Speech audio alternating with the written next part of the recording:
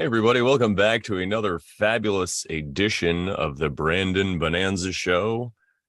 I have a guest again today, but before I get into that, I'm going to say today's quote, which I may have already used before, but I like it so much that it doesn't matter now. Today's quote is, listen to everyone, read everything, believe absolutely nothing unless you can prove it in your own right. And that's by Milton William Cooper. And I guess you got to have a little faith sometimes, but I like the spirit of what he's saying for the quote. Anyway, today my guest is Cody. What's going on, Cody? How you doing today? AKA Cody-ak Bear. I'm doing pretty well. Thank you, man. Awesome. So what do you think of the lovely quote for today?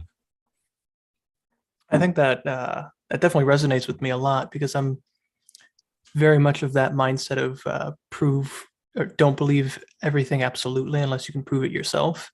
And that definitely goes to that pioneering spirit of science that I've had with me since I was a young boy. Oh, yeah.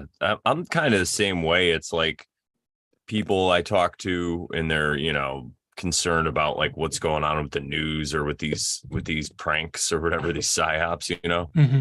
And I'm just like, I have no idea if that's even real right now. I feel like we're in South Park and it's that episode where they're like, is this real or is this a commercial? Like, what is going on right now? So yeah, I don't even, but as far as like the cosmology belief thing, I also I'm of the belief that a lot of stuff is just a mystery, kind of like, are we on a spinning ball? Is it a flat plane? Is it a simulation? I'm like, it's just a Mm-hmm. mystery to us because we can't explain it. But I think that's what keeps me out of trouble because then I don't have to get into an argument with somebody about it. Not making any claims.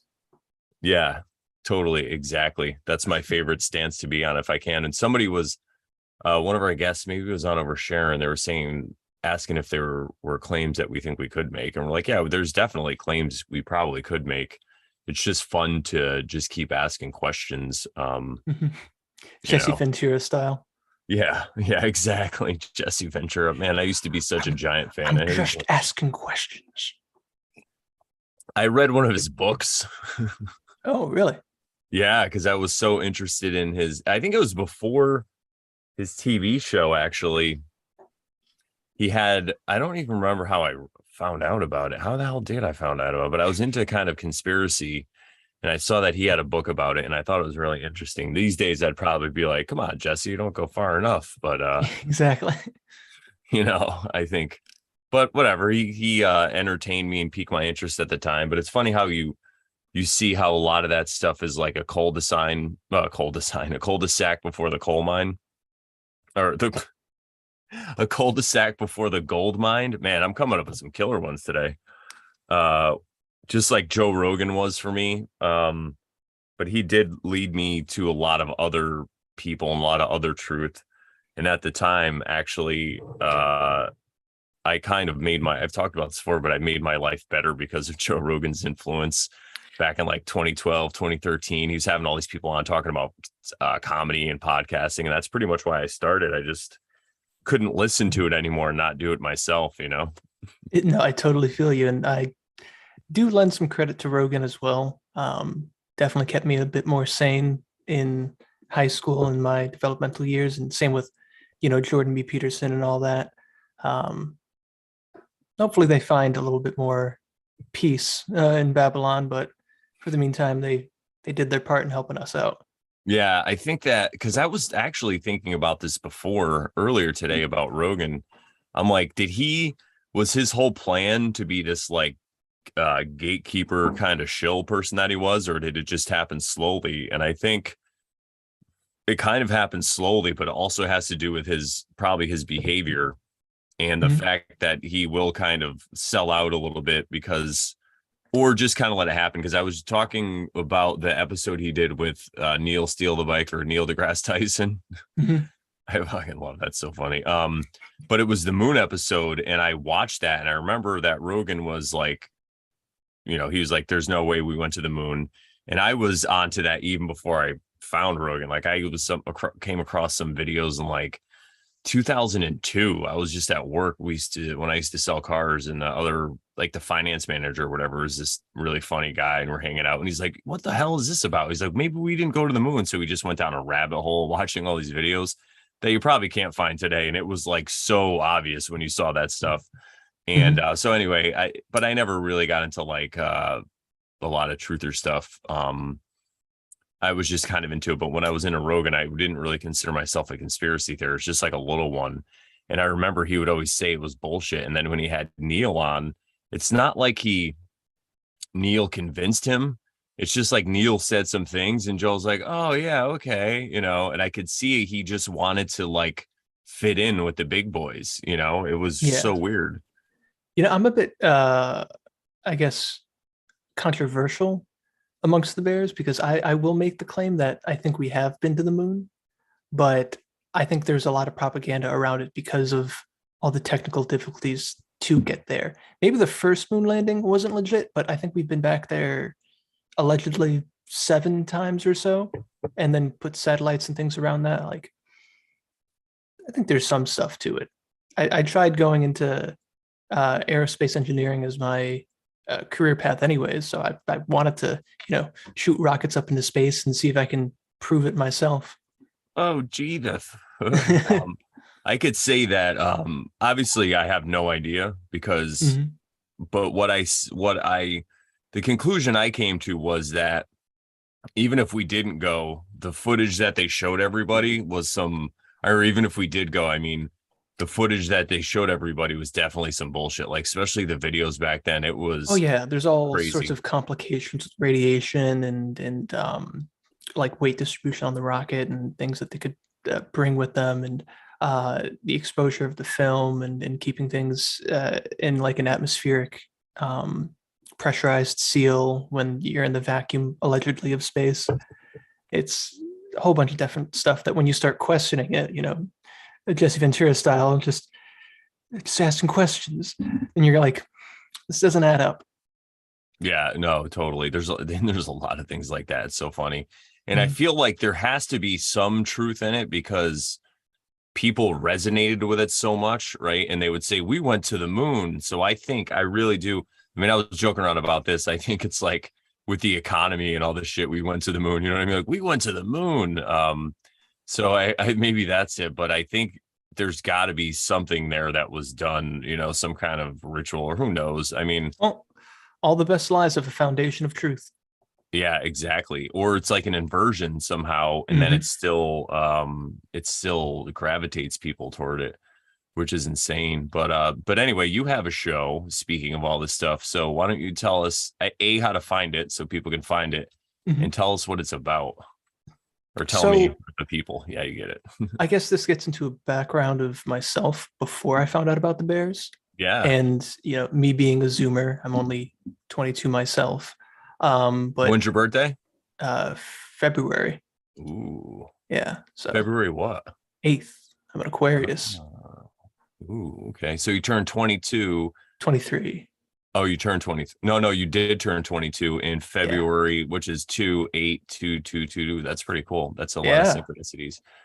And I think that's 4 twos then, right? Six, no, it's 5 twos. Well, 7 twos. But anyway, I digress. Finish your story. So me growing up in, being raised by the internet and all that, being this Zoomer generation and whatnot, not really knowing any bit of normalcy in my life that I don't want to call you old, but older people like yourself can remember It's times fine. before all the massive psyops were so like ingrained in kind of like a yearly or bi-yearly thing. I never really got to know that, and so I had all this burgeoning questioning, this skepticism, um, and a lot of nihilistic tendencies about myself, where I was just like, nothing matters, God's not real, oh Jesus. And I had to do a lot of maturing once I got towards the end of high school, and kind of took a step back from things, started looking uh, to found my own group, really. But then stumbled upon a group that kind of already had the same vibe that I was looking for. and that was the Praxists, and that's off the root word praxis, which is to dedicate yourself to a discipline, craft, or tradition. And that's what we took to turn into like a almost kind of like an ideology. Not really. It's a complicated thing. Um, we're very much into the um, roots of tradition. I think I've mentioned people like Julius Evola to you. We're very big on him and other philosophers on um, the past and the traditional world. And one of Evola's famous books being a Revolt Against the Modern World and us living in the modern world, not because it's the current time we live in, but because it's a cycle in civilization that we see ourselves in. And the background I have right now is, wander over the sea of fog, but I almost wanted to put in um, the stages of civilization, the good men make or strong men make good times make weak men make bad times. Those series of paintings put over me, but I felt like that was a little too overdone.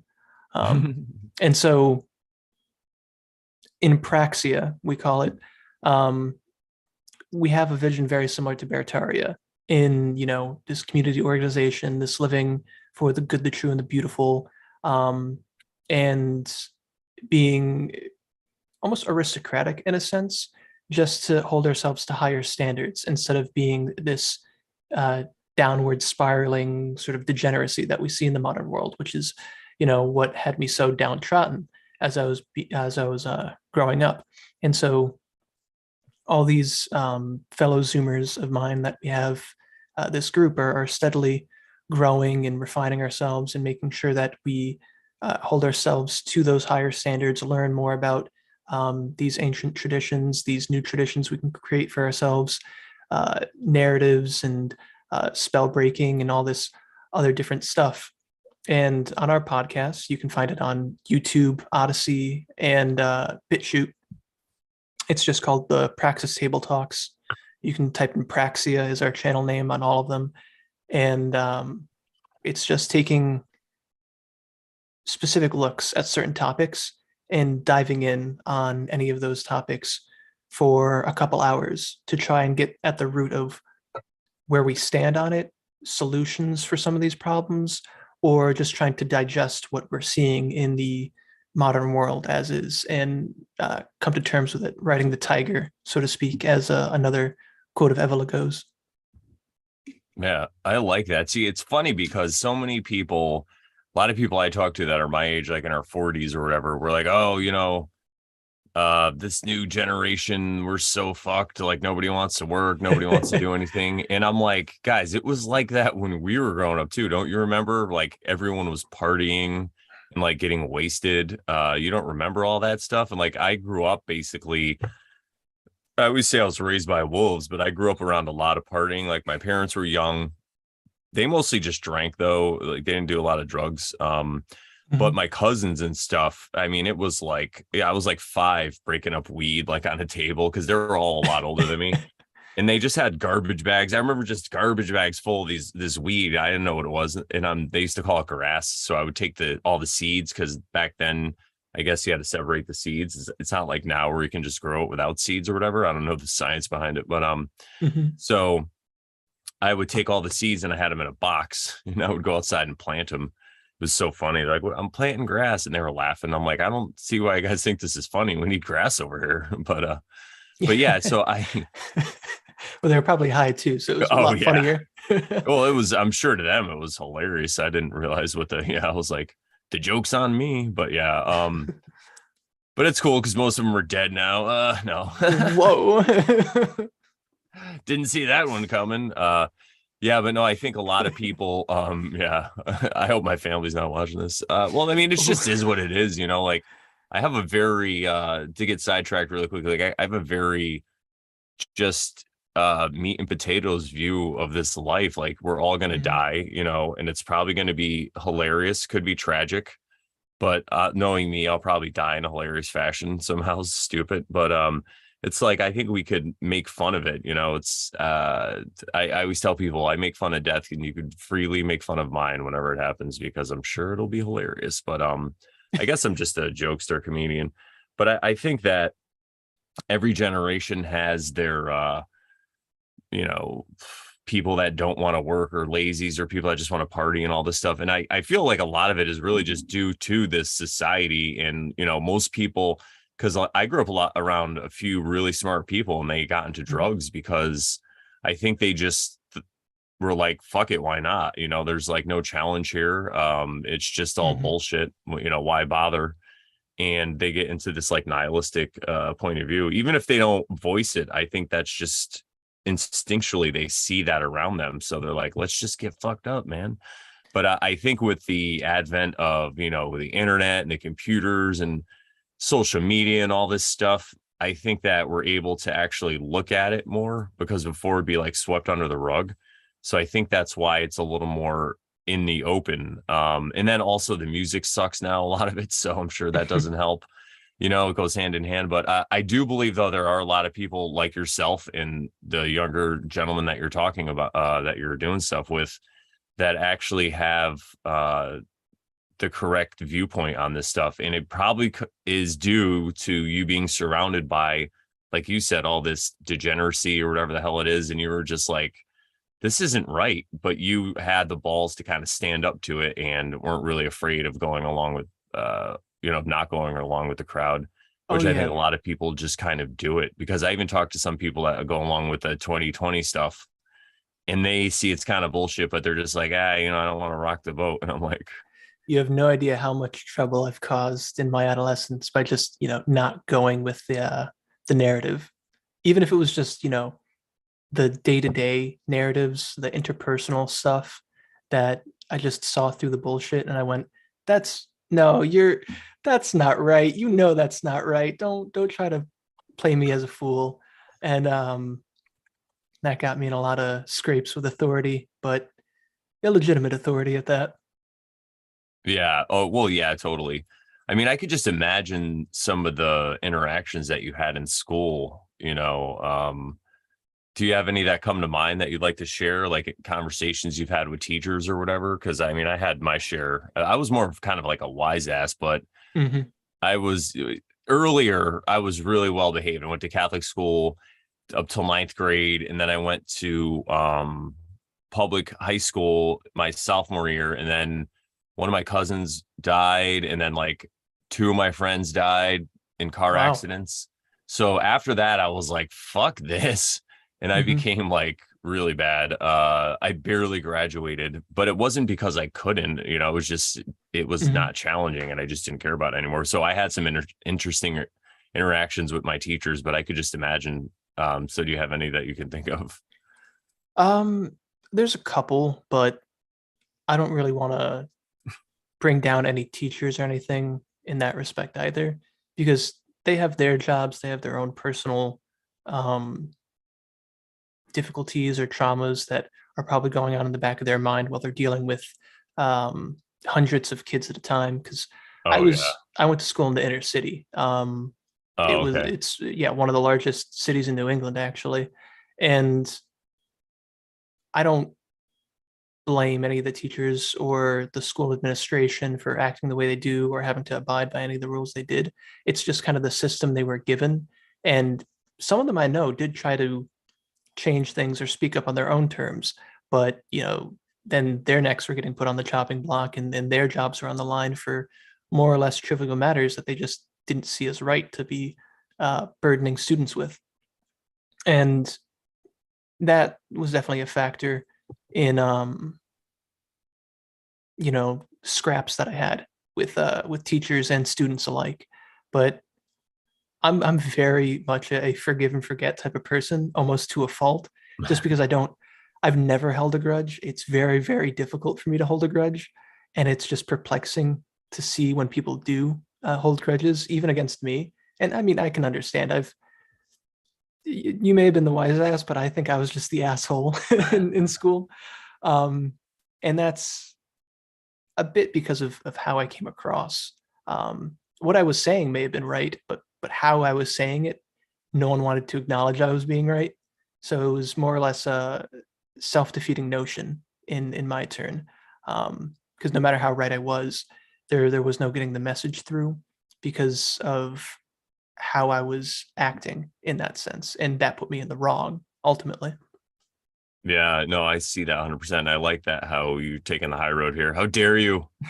How dare me? No, that's great. I'm similar to. I don't really hold grudges with people, and I'm kind of one of these people who can be friends with everybody. I mean, I'm sure a lot of people are starting to realize this now, but I have friends that hate each other, like in my Mhm. physical life, that people I either grew up with or whatever, but I'm still friends with them, and I guess they just know how I am, so they never say anything about it. But it's Hmm. just like I see why you hate him, and I see why you hate him, but I think you guys are both retarded. So, you know what I mean? Like, Oh yeah. I get it. But I think it's just some people are one way and they expect everyone to be the way they are.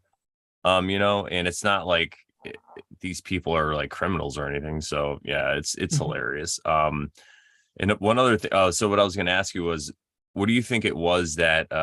How'd you go through that change from being the person who'd be the asshole to kind of where you are now, where you're like, It was a lot of social ostracization.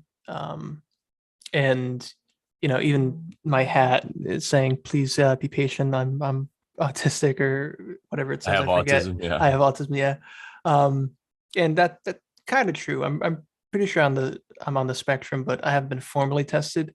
But that just may be a psyop in and of itself too. So who knows? But yeah, another, um, if you will, psyop, could it be? Like, mhm. Could yeah, be, but it it's like a was. catch-all. But anyway, yes, I'm sorry. Go ahead. It's just how, like I was saying, how I came across in a lot of situations. I started questioning myself on why people were acting the way they did towards me. And I tried to adjust that behavior. And I still have a lot to work on. I still have a lot of maturing to do and a lot to go through. Um, but that's not to say I haven't come a very long way in that prospect as well. Even like with my co-host for the Praxis Table Talks, I've had, moments where I do things in a shovey, pushy manner, in an abrasive manner, and they brought that up to me. And I think the biggest problem when I was younger was no one would ever bring that to my attention, like directly to my face, so I could correct the problem because I just assumed nothing was wrong. This is just, you know, how I'm supposed to act, sort of deal. And it wasn't till much later, after a lot of reflecting and, asking people who I would still consider friends being honest with me on how others would talk about me or how others would perceive me, and that I could go, oh, here's where I went wrong. And then I try to steadily improve myself, almost fake it till you make it in a way, and act as the best vision of myself I could. And that's how I've gotten to where I am now. Oh, that's amazing. I don't know if it's just because of a lot of the people I was raised around, but I didn't see a lot of that growing up. And even now I have a few friends that are like this, but a lot of people that I know, they will kind of just blame other people when it doesn't go their way. Like, oh, that guy's Mhm. just an asshole. And I'm like, are you sure? Like, Yeah, are you yeah, sure? that's actually one of the things I wanted to talk about too. Was there's definitely an ongoing theme with a lot of your talks on this channel and a lot of the guests you've had on people taking responsibility in changing their lives and looking at the grand scheme of things, God's plan, so to speak.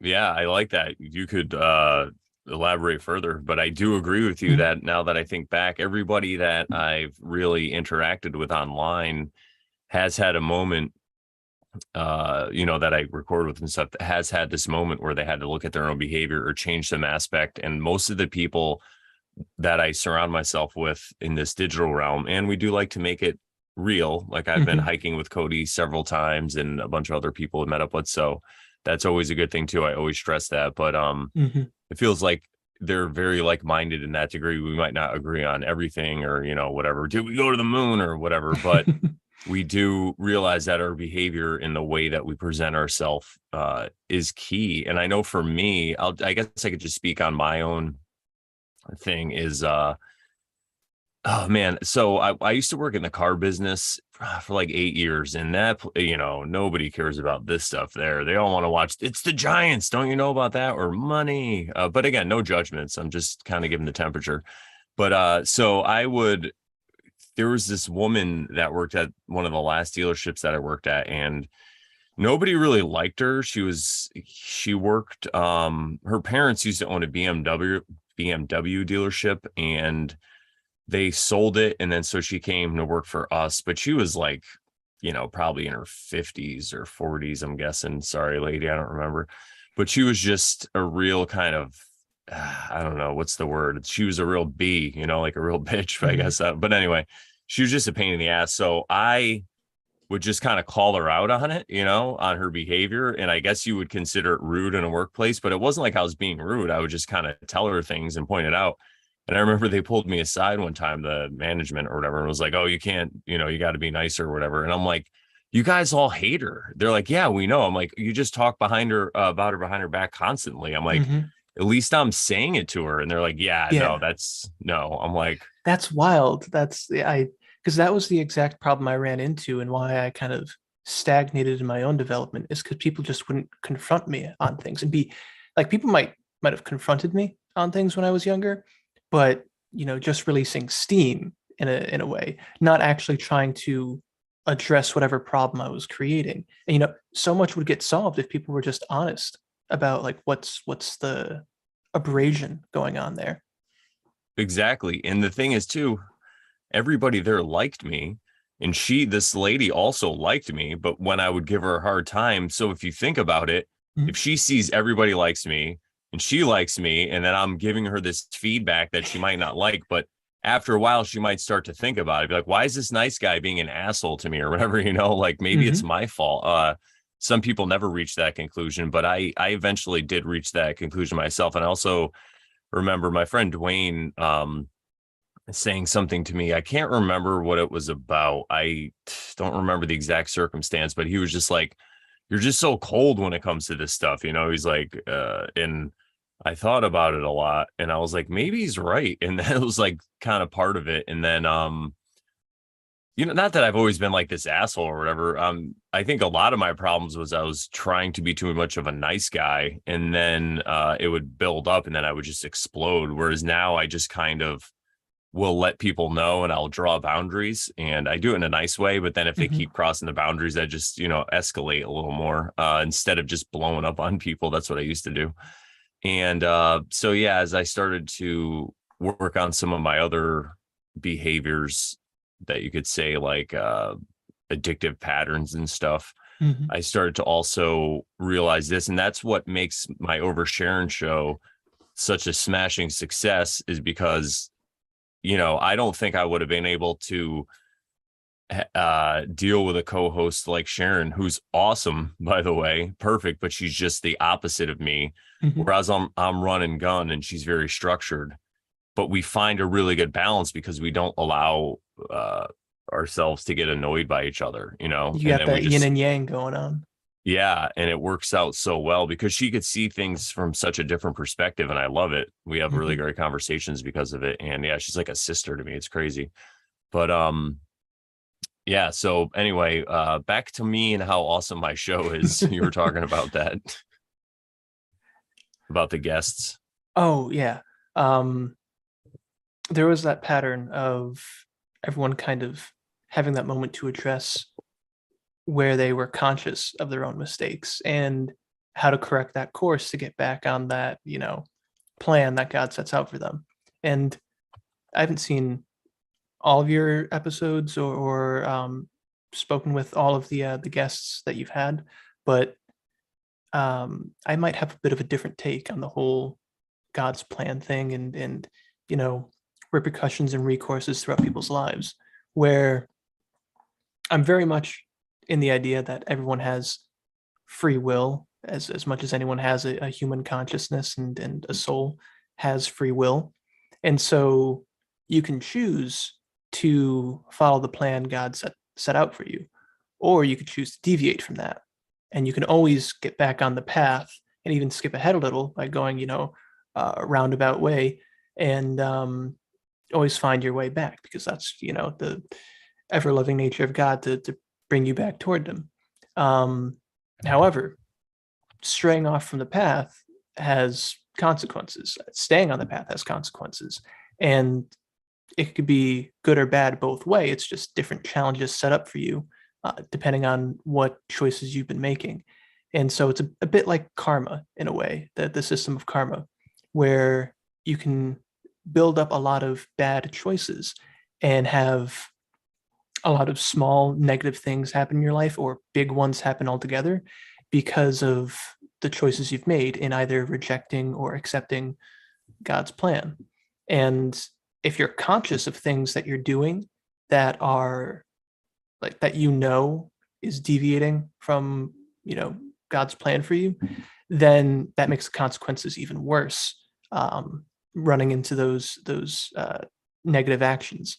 And I definitely see that in myself. And I've only gotten conscious of that in the last couple years, because of, the whole COVID thing and the election stuff. And this is before I got into Barataria, but when I started my own spiritual journey and, getting back to God, because I was a staunch atheist for such a long time, the edgy teenage skeptic.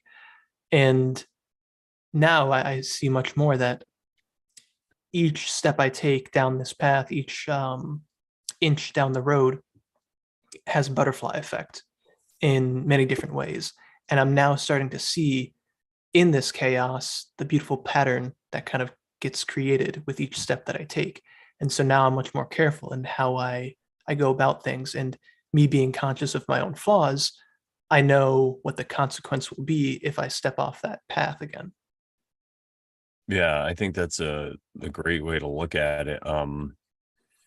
Because I think the importance, people talk about free will and determinism and stuff, and I think that it's very nuanced. It's like an element of both, the way this Mhm. magical realm works. But I do feel we definitely have free will. That's kind of the point of this realm, or our Mhm. material incarnation, or whatever you want to call it, right? This jaunt through the material is to experience both. For some reason, I think we need to do this to progress our evolution of consciousness, or our soul, or however you want to put it. And I think we need to be able to make choices. And I also feel like there's a way to ascend up this ladder in a negative way too. I feel like there's it's like in the law of one, they talk about this stuff. It's a channeled Mhm. work. And when it comes to channeled stuff, I just look at everything kind of like allegorically, how there's some truth in there, but people are just receiving it from, you could say like a Mhm. source, or a consciousness, or the Akashic record, or maybe it's just all our DNA stores all this stuff somehow. We can tap into it, and then we're going to express it in our own worldview, the way we see the world. But I think that it's really for you. But then if you're going to share it with other people, I think the best way for them to take this stuff in is allegorically, and just see what truth is in there for them. Because, like we were saying earlier, there's all this truth in things. So anyway, they talk about how you can ascend up the negative path, or people Mhm. do that, but they have to be like super negative. They have to be like 95% negative, and they'll go to the next density. And I feel like it's a cycle. So that's when people talk about like angels and demons. I feel like it's just consciousness that isn't physical, but Mhm. it's in an energy state, I guess. And we could kind of call them to our aid, even if we don't realize we're doing it. I don't think they really like uh possess an unwilling person. I think it's more of, if somebody's like evacuated and they like leave their cockpit, as it's been said, some kind of other behavior will start to manifest. And I also kind of think that's Mhm. how the they and the them and all that stuff, because we've had my friend Joe on a few times, and he's studied Freemasonry, and he doesn't study it like he's not a big fan of truthers, like Mhm. he sees a lot of these psyops, but he just sees it as people choosing to go along with it and all this stuff. So he doesn't like hate the Freemasons and think they're all devil worshippers. But what he thinks is, as you move up the pattern, or up that ladder, I guess you say, in Freemasonry, it kind of opens you up to be a puppet, if you will, of this entity. And I really think like at the top, it's not even people, or maybe it's like one person with an apprentice, like a Sith Lord and a Dark Jedi. But I think it's really just a consciousness. And at the end of the day, I don't even think that it's a bad thing. It's negative, right? And it's helping people that are here, because a lot of people have to do horrible things to people before they see it and they turn around, and then they're like have a coming to God moment like we were talking about, right? And then they Yeah. just it's like they're a superhero now because they've overcame that stuff, kind of. It's like they show these movies with the mutants and stuff like that and Marvel and all that. And I think if you just look at that and take it as an internal thing, you could be a superhero, right? So a Mhm. lot of these, even these superheroes have dark whatever, when they give them like an origin movie, there's like some dark paths that they're on or whatever.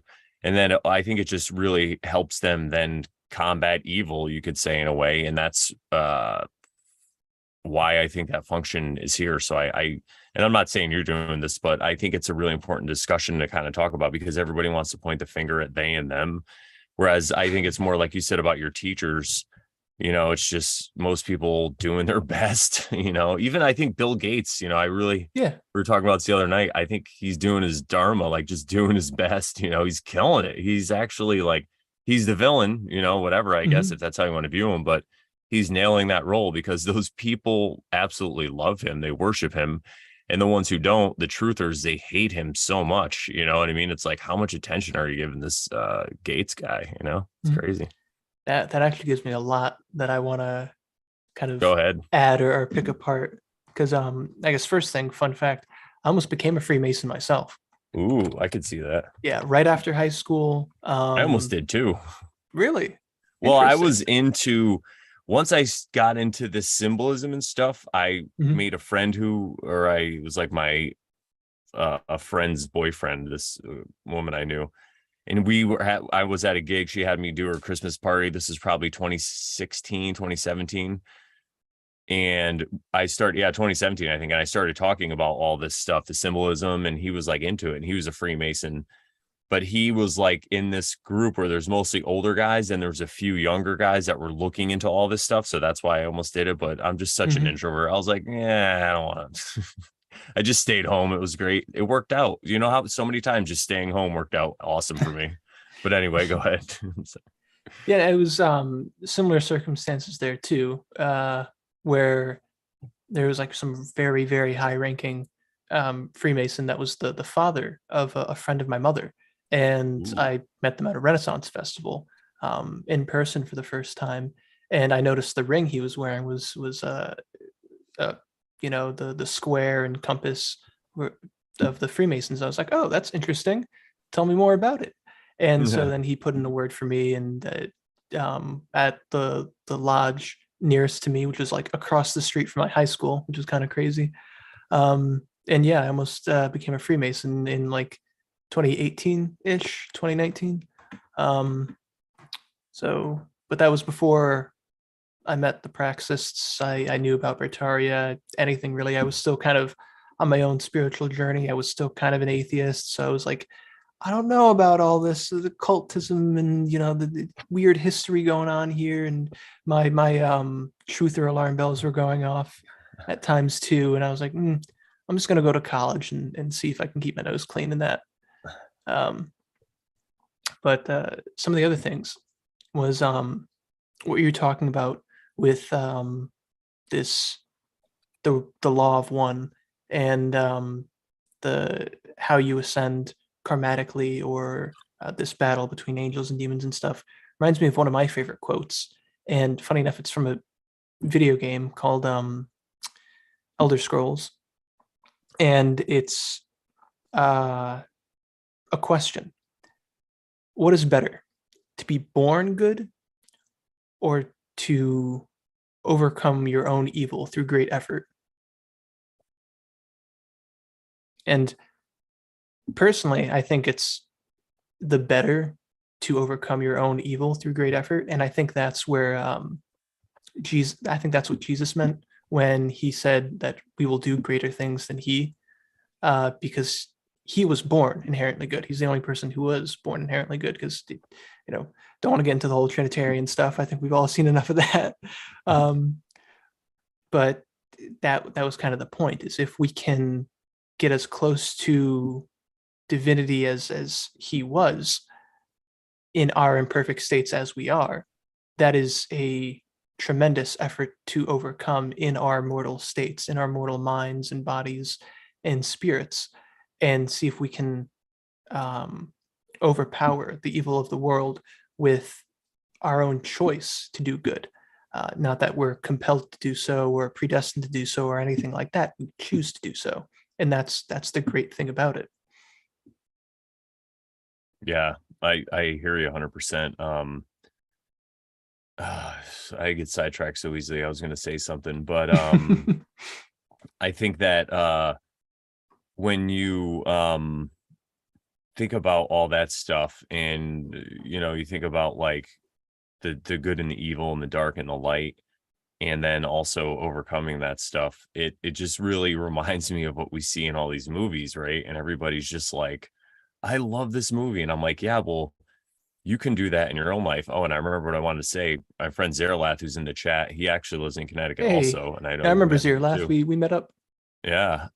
He was telling me recently about a video game that kind of woke him up. It was like a werewolf video game or something, and it was like he realized that the battle's an internal one, really, and it's the same thing. You can upgrade and you could be this like werewolf or whatever it is. Zerlath, what's the name of that? He's in there right now. But Oh, yeah, I it's think amazing I'm. though how some people can get that out of video games. Like, Mhm. I mean, oh, you just said Cody's awesome. Yeah, totally. Thanks, man. And like movies, I played some video games, but I think it was more movies like The Matrix Mhm. and stuff like that. And Lord of the Rings is a huge one. And then Tolkien is just yeah, best.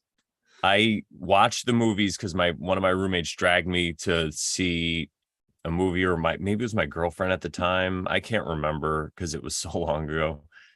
And I was like instantly hooked. And so I watched all the movies a bunch of times, but I didn't really get into the books because I used to read a lot when I was younger, when I was in the Marine Mhm. Corps and stuff. And then I got out of reading.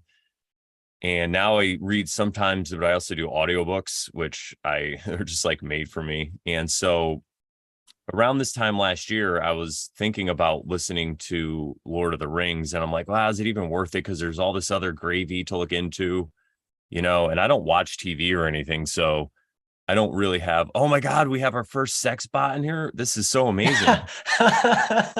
Dude, we're making it. We're Oh, getting so spam bots. This is great. Hang on, let me kick that's them out. But Zerlath, wonderful. yeah, you take care of them. I'm sorry, I just get excited. Yay, spam bots. I'm always like in someone else's chat. I'm like, must be nice to get spam bots. Like, I must have manifested that. So I was like, what? I'm just gonna do it because I don't really have a lot of entertainment. Well, Owen Benjamin is one of my main sources of Mhm. entertainment because I really love comedy. But other than that, I don't really do that. So I found a really good version of Lord of the Rings. I listened to that, and then I listened to The Hobbit, or maybe I did The Hobbit first, then Lord of the Rings, and then the Silmarillion a Mhm. few times, maybe 2 or 3 times, and also watched a bunch of companion videos. I found some people who put out some really good content to explain that stuff, and that was like my my entertainment for the time. But I've learned so much, and now I'm going back and I listened to The Hobbit last month, and now I'm listening to Lord of the Rings, and it's amazing. There's so many layers. I don't want to, like, it's kind of like, it reminds me, not to compare it, but to the Bible, where there's so many layers in there. Oh yeah, Excuse that's me. that's what he did. And exactly, but the way that he writes is much easier for us to understand than the way they interpret the Bible. Mhm. It's kind of sometimes it's a little wonky, but I mean, I love it. But anyway, so Tolkien, though, he has this way to put it, and there's some great, speaking of channeling, I think that was kind of like a channeled work, because if somebody told me, because I don't think Genesis was really the creation story. I think it was after a reset, you get Genesis, right? So I Mhm. think, though, the true creation story is a lot closer to the Silmarillion, with the Ainur singing and then the realm coming into existence and stuff like that. So it might have not exactly been how it happened, but I'm sure it's pretty close. Like, I love that stuff. But Few go ahead. things too with that. I guess first and foremost, this would be interesting for you to look into, and I guess everyone else who's interested in exploring different religions and stuff like that. There's a channel on YouTube called Dharma Nation. Um, he's a guru, Hindu guru that makes videos and long form podcasts with different aspects of the Hindu religion and talking about different texts, and has even um, done collaborations with other YouTubers I follow, like Philosophicat. She's really cool too, does a lot of Evola stuff. But he did a whole video explaining the parallels of Hinduism with Tolkien's Lord of the Rings. And um, going further on your point of the Lord of the Rings being a channeled work, is the Lord of the Rings was supposed to be a completely oral story. It was supposed to be a bedtime story for his kids, but I think his eldest son, Tolkien's eldest son, wanted him to write it down so he could revisit the stories. And Tolkien got bugged enough to the point where he went, "All right, I'll write the whole story down." And then he wrote down The Hobbit and wrote The Lord of the Rings and published them. And he's even quoted in saying that he feels his greatest achievement in his career was translating Beowulf, and kind of ignores the Lord of the Rings and The Hobbit and the Silmarillion altogether. And it's just kind of a testament to him being in pure flow state with channeling that story and creating this world and having such detail and depth, creating whole new languages, and and investing so much time in the folklore around the UK and the English and the Celtic peoples, and uh, imbuing that all with this retelling of the biblical story in a lot of ways too. Um, and so another author that people too often sleep on is G.K. Chesterton and his Chronicles of Narnia, because he did a lot of the same stuff, but in totally different ways that Tolkien did, and his works are fantastic as well. Yeah, I need to check them out. I find like when I get onto one thing, I just like super focus on it. Mm-hmm. Because I wasn't really. I mean, when I was growing up, I remember a couple of my friends asked me if I've ever read The Hobbit, and I didn't. But that was at a time where I wasn't into reading. So, yeah. But I think that because also he was doing it out of love for his children, like it, Yes. it was just such a pure thing. He wasn't like, I'm going to be a famous writer or whatever. Mm-hmm. He did. That was like took a back seat to it. Like, yeah, that's crazy to think that that's how it happened. Then you have whole languages. It's just Mm-hmm. nuts. Oh, he said C.S. Lewis. Maybe is that who wrote Zerlath said who? C.S. Oh, Lewis wrote. C.S. Lewis, yeah, not G.K. Chesterton. I think I got people mixed up. There's a lot of That's early or late 20th and or sorry, late 19th, early 20th century writers and philosophers that I get mixed up with all the time. Excuse me. who else do you like in that realm? Oh, there's so many off the top of my head. I couldn't name them all. Even some gravelly people that I have a respect for, like Edward Bernays. I think he's a nephew of Sigmund Freud, and he is the basically father of propaganda. He actually wrote the book called Propaganda, Okay. and that gives wonderful insights onto how propaganda works, how the psychology works in how people interface with the propaganda and the psyops that we see. And it's basically the rule book that them or the they have been using to influence people subtly throughout the years, like ever since World War II, which is I think it was 1937, that Bernays published the book. But otherwise, people like Rene Guénon, which was Avola's mentor, or a few others, Max Stirner, which he's a dude that predates all of them. He's someone that influenced even Nietzsche. Nietzsche is another great one. Um, and so many people misinterpret their works or don't Yeah. have the intelligence to kind of comprehend what they're reading and kind of just come to their own sloppy conclusions about things.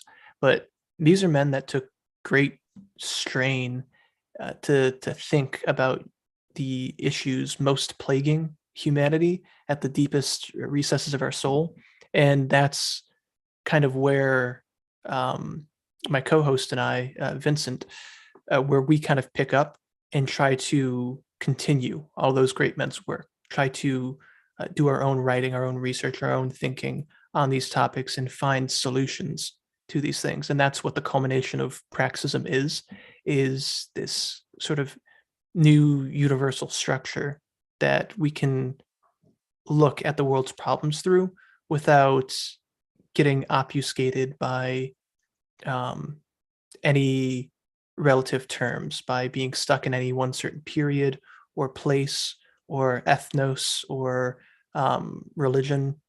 And that's not to say that we don't respect or encourage the preservation of all those things, but it's um, each of them kind of address all of these problems from their own unique uh, parameters, I guess. And praxism is just taking everything overall and um, having the sort of universal rule book on it. Like, here's the fundamental, like down to the roots problem, and here's how these different religions or peoples or points in time deal with the same problem and the successes and the failures and what's the best solution moving forward for any number of people. Yeah, I like that. So, what do you think is, what are some of the conclusions that, sorry, I got a new thing for my keyboard. It's like the No constant problem. humor I bring. No, it's actually awesome. I got the shelf for my keyboard. So now I have because it's a little stand-up desk, but it's, Oh, now I got very it all cool. free. Yeah, it's pretty sweet. I'm slowly building my studio here. Kind of, I got the shower curtain behind me, which, I do wedding meetings with this, and it's so funny. Everyone's like, "Wow, I love your background." I'm like, "Yeah, it's a shower curtain." I'm like, "I have a show. Check it out. Subscribe." I thought it was No. just a tapestry, like those basic white girls in university have in all their dorm rooms. Yeah, exactly. I got it from a white girl in the dorm room. No, I'm too old to say that joke. It was in the 90s. Oh, It was the 90s. It was, I still have it.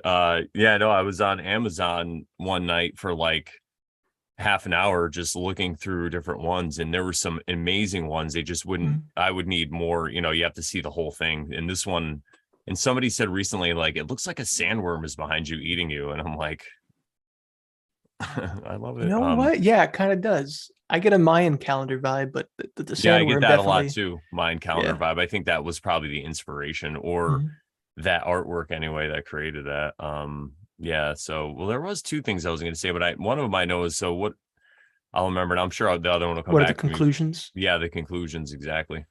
Um, there's not much because we still like we're fully conscious of how young we are and how new to this we are, and how like most of these men who dedicated their lives to these work and these solutions were decades older than us by the time they wrote their masterpieces and um, wrote their solutions or addressings of these issues. And so we're kind of just digesting them all still Oh, I and love it. throwing ideas out there and giving suggestions without necessarily bringing forth conclusions, not making claims as of yet. And that's where we are right now. But we're steadily moving towards, contemporary solutions for things like, people figuring out politics without getting bogged down in the miasma of Babylon. And that's a difficult thing because so many people, and I guess the right wing spheres, have all these different perspectives and mindsets and their own conclusions on things, however right or justified they may be or not. Um, Everyone's kind of in agreement that whatever is going on now in the mainstream is bad, and we don't want that. But everyone's kind of infighting on what the best way to move forward is, and those are some of the things that we've done that are a bit better, like paganism being a growing thing, especially in right wing spheres. I know Zirlath is. I don't want to make any claims on your part, buddy, but are you a pagan or not? I'd have to double check the chat, but I Yeah. know we've Oh, had conversations on that. And actually, I can show. I wanted to show him. I got this oh, Zippo, very and cool. I haven't got to show him in person yet. But yeah, this thing is badass. And it has some. I probably can't really see it. It's like a rune that's Mhm. covering his eye. It looks like kind of like a sideways S. But anyway, yeah, no, he's definitely some kind of pagan, so it Mhm. won't get offended. And yeah, the conflicts of paganism there and Christianity, and which way the Western world should go in revolting against this modern world that we're in. That's a big thing that we've tried to address and find solutions towards, um, and things like that. But some of the bigger concepts, getting into works like Nietzsche and Evola and so forth, those are things we're still figuring out. Oh yeah, that's I remember what I wanted to say.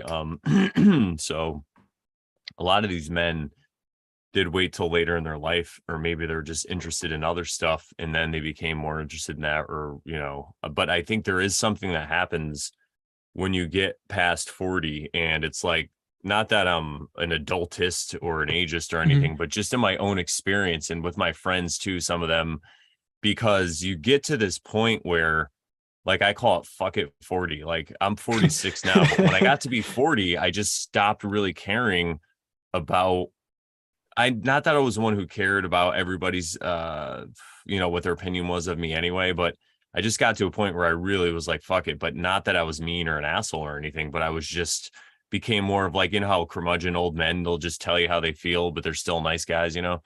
But it's kind Mhm. of like that. And then I got to 45 and I was like, dude, and I told my friend, because he's a couple years younger than me, I'm like, wait till you get to 45. I'm like, you think fucking 40 was cool? He's like, man, 45 is just a new level. And so I think because of that perspective, and you get to see a lot of these cycles play out so many times, Mhm. that you become a little, I don't know exactly what the right word is, but Callous. yeah, pretty like kind of like callous, and you're just kind of over it in a certain degree. If you have the Mhm. right state of mind, some people could get stuck in infinite loops of being mental children, but some of us mature and we're just like, what, we don't care. And then you really feel like expressing it. But I think the fact that you're already onto this so young, that might happen, or it might have already happened for you. And I'm sure it will continue to happen as well, because I've also found that there is no like, I've arrived, I'm finally here, like I'm enlightened Mhm. or whatever it is. I always find my worldview shifting, and like it shifted a lot in 2020, and then in 2021 it shifted a whole bunch too, and it's crazy. And I just think about how much more it could shift. But I'm excited though for that, because I think your group, especially with the age of it and the stuff you're already onto now, it's kind of like you're mini geniuses. Like I love it, and I you're wouldn't not go. really distracted by this temptation that's out in the world. I mean, I'm sure there's a Well, little bit of it, but we all have our moments for sure. yeah, I mean, and it's gonna fine, get drunk, get laid, whatever, do what you got to do. But like, you could get stuck in that stuff though for like Mhm. lifetimes, like, so I Yeah. think that's also really admirable. And I'm just excited to see what happens in the future with it. Thanks.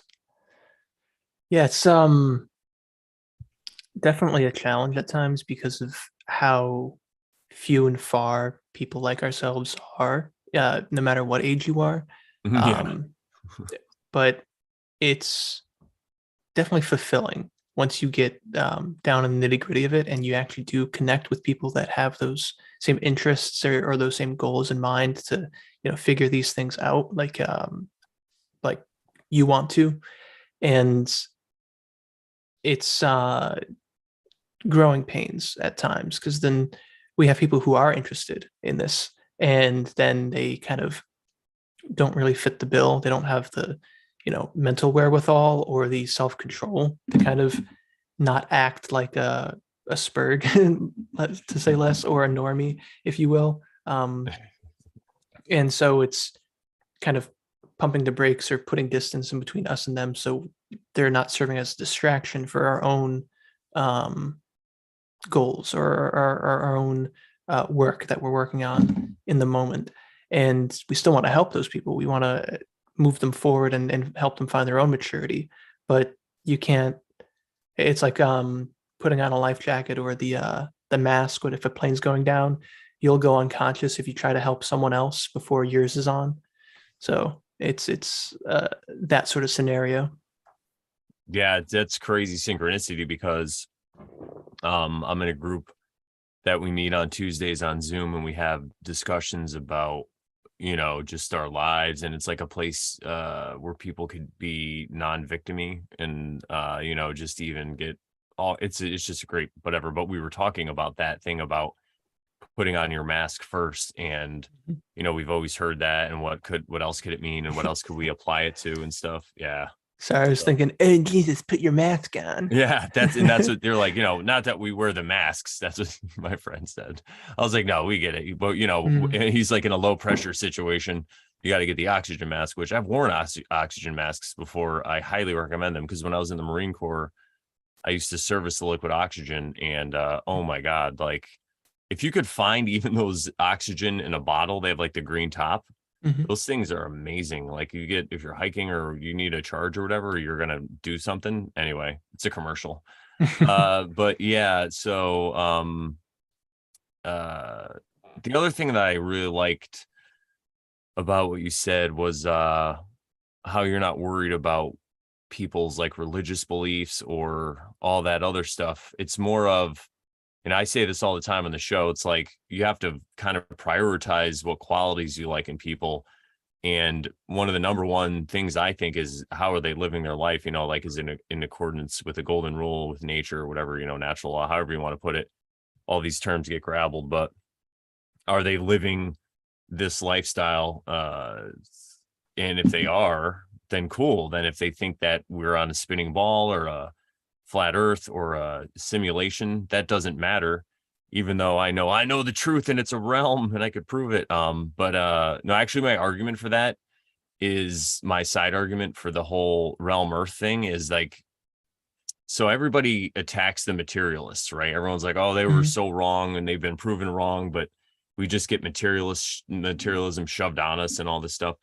So I'm like, yeah, no, I agree with that. And then I go, okay, so if you think we're living on a spinning ball surrounded by a vacuum, or if it's a flat earth with a physical dome, or we're in a simulation, all three of those kind of sound a little like materialism, Yeah. right? And I always say materialism is just a mindset for a slave. And it's funny because you said Edward Bernays, and I think actually what he was really doing, people were like, oh, he was studying like ways to control people. But yeah, it's not the control. Like, again, there's a word control. Hmm. What do you think? People, most, not you, but a lot of people would think control is like you're directly, like you have these people in chains and you're making them do what you want. But it's like, no, it's more like they're corralling them. And I think Edward Bernays Exactly. highlighted a lot of these tactics. And what if it's even going back to what we said before, when you get into this evacuated state and you're kind of puppeted by another energy or whatever, maybe it's just a vibration you're at and you're going along with it. So if there's people aware of that, then they could make some kind of media that influences that and it actually shapes the society. And I would go on to even question, like, does it even maybe affect a realm that's actually created, and like the weather and like every, maybe even a natural disaster, Hmm. but I think that the spiritual realm thing is really cool because again, it's not materialism, but it's a mystery. Like we just don't know what it is. Yeah, but that Edward Bernays thing, what I was talking about, and that's one of the things I wanted to bring up. I think that if you could kind of get past, and like I said earlier, the they and the them that are controlling you, it's just like another form of victimhood. Hmm. And I see that you're out of, that's why I like Owen and the Bears and everything, because they realize that too. But it's another one of these traps that you get stuck in because it feels so good to blame somebody else. Yeah. And I think everyone still has strings that are still tugging on them bit by bit that you may not be conscious of. But if you keep pushing through, they'll kind of go away themselves as well. And then you might actually get towards that enlightenment, like you were mentioning before. But what you were just saying reminded me of something I wanted to say before, in that the angels, demons things, and the they them funny pronouns they them, and everyone's Yeah. looking at the them in control of things. Um, but It's it's one transsexual guy. yeah, We call him them. exactly. But is he a guy or a goyle? We don't uh, know. He well, says he's a guy. He if you used to think be a about it, girl. the biblical story of it being, Satan or Lucifer or whatever, angels don't have a sex or a gender, but they're still incredibly attractive beings. And I guess that could be the they them in that scenario. Um, but even still, Yeah. it's all that is all just the power of suggestion. And it goes back to the point on free will we were talking about before is um, all these opportunities of evil, or all these different people trying to influence others and control them. They're just putting out suggestions or choices for people to pick, and they go with the things that they are, excuse me, that these suggestive people or things know will be more enticing to the average person. And so I don't blame the average person for not knowing any better, but I also can't sympathize either, because now I'm kind of in that state where I'm looking down on top of it and I'm going, man, I kind of understand why, certain groups call you all cattle. You kind of act like it, but you can't lead a horse to water and make it drink. Um, Further on that though, it's the getting away from that state of being cattle, that normie sort of uh, downwards oriented, as we call it, praxia mentality, is first identifying the evil within you before you can fight the evil outside of you, take any external fight. It's always overcoming whatever internal flaws and challenges you have before you can bring that out in the real world. And I think that is one thing that I would suggest the Bears not be so apprehensive towards, because everyone's like, oh, you're fed posting, or you're fear porn, or whatever. But it's more of like a warrior mentality, where there's always a fight in this grand scheme of the spiritual battle of our souls. And you may not necessarily be fighting on the front lines, but you're still, in the choices you make, in how you align yourself, supplying one side or the other in how you align. And so there might be some people on the forefront, those spiritual or physical warriors, because we do live in a physical world so far as we know, that however it's manifested in this realm, there's still the physical actions we take to correspond to spiritual outcomes. And that's what I was trying to kind of explain in that letter I sent to Owen, but he kind of he kind of blew up on that one, and I was like, oh man, I could have worded that a bit better. But regardless, it's Well, you took it great, so that's all that matters. You get oh it. yeah, no, it was hysterical. And he's like, you're gay. You just oh, what he was saying, that I was like, who's that guy from the Holocaust that betrayed the Jews? Uh Yeah, I can't think of his name. yeah, I but like about. that. And I was like, oh man, disappointing, but funny. Yeah, as long as it could be good comedy, that's Mhm. really all that matters. Oh, in my view, anyway. But yeah, I mean, I guess sometimes you could. It's hard. It really is, because the meanings I said of words mean different things to different people. Mhm. Like when he says religion, I cringe because I know the roots of that word, but I know what he means by it. He means like having a faith, Mhm. spirituality. It's just like a brand or whatever. So he talks about that. So yeah, I get it. But yeah, it's funny. At least it's hilarious. Mhm.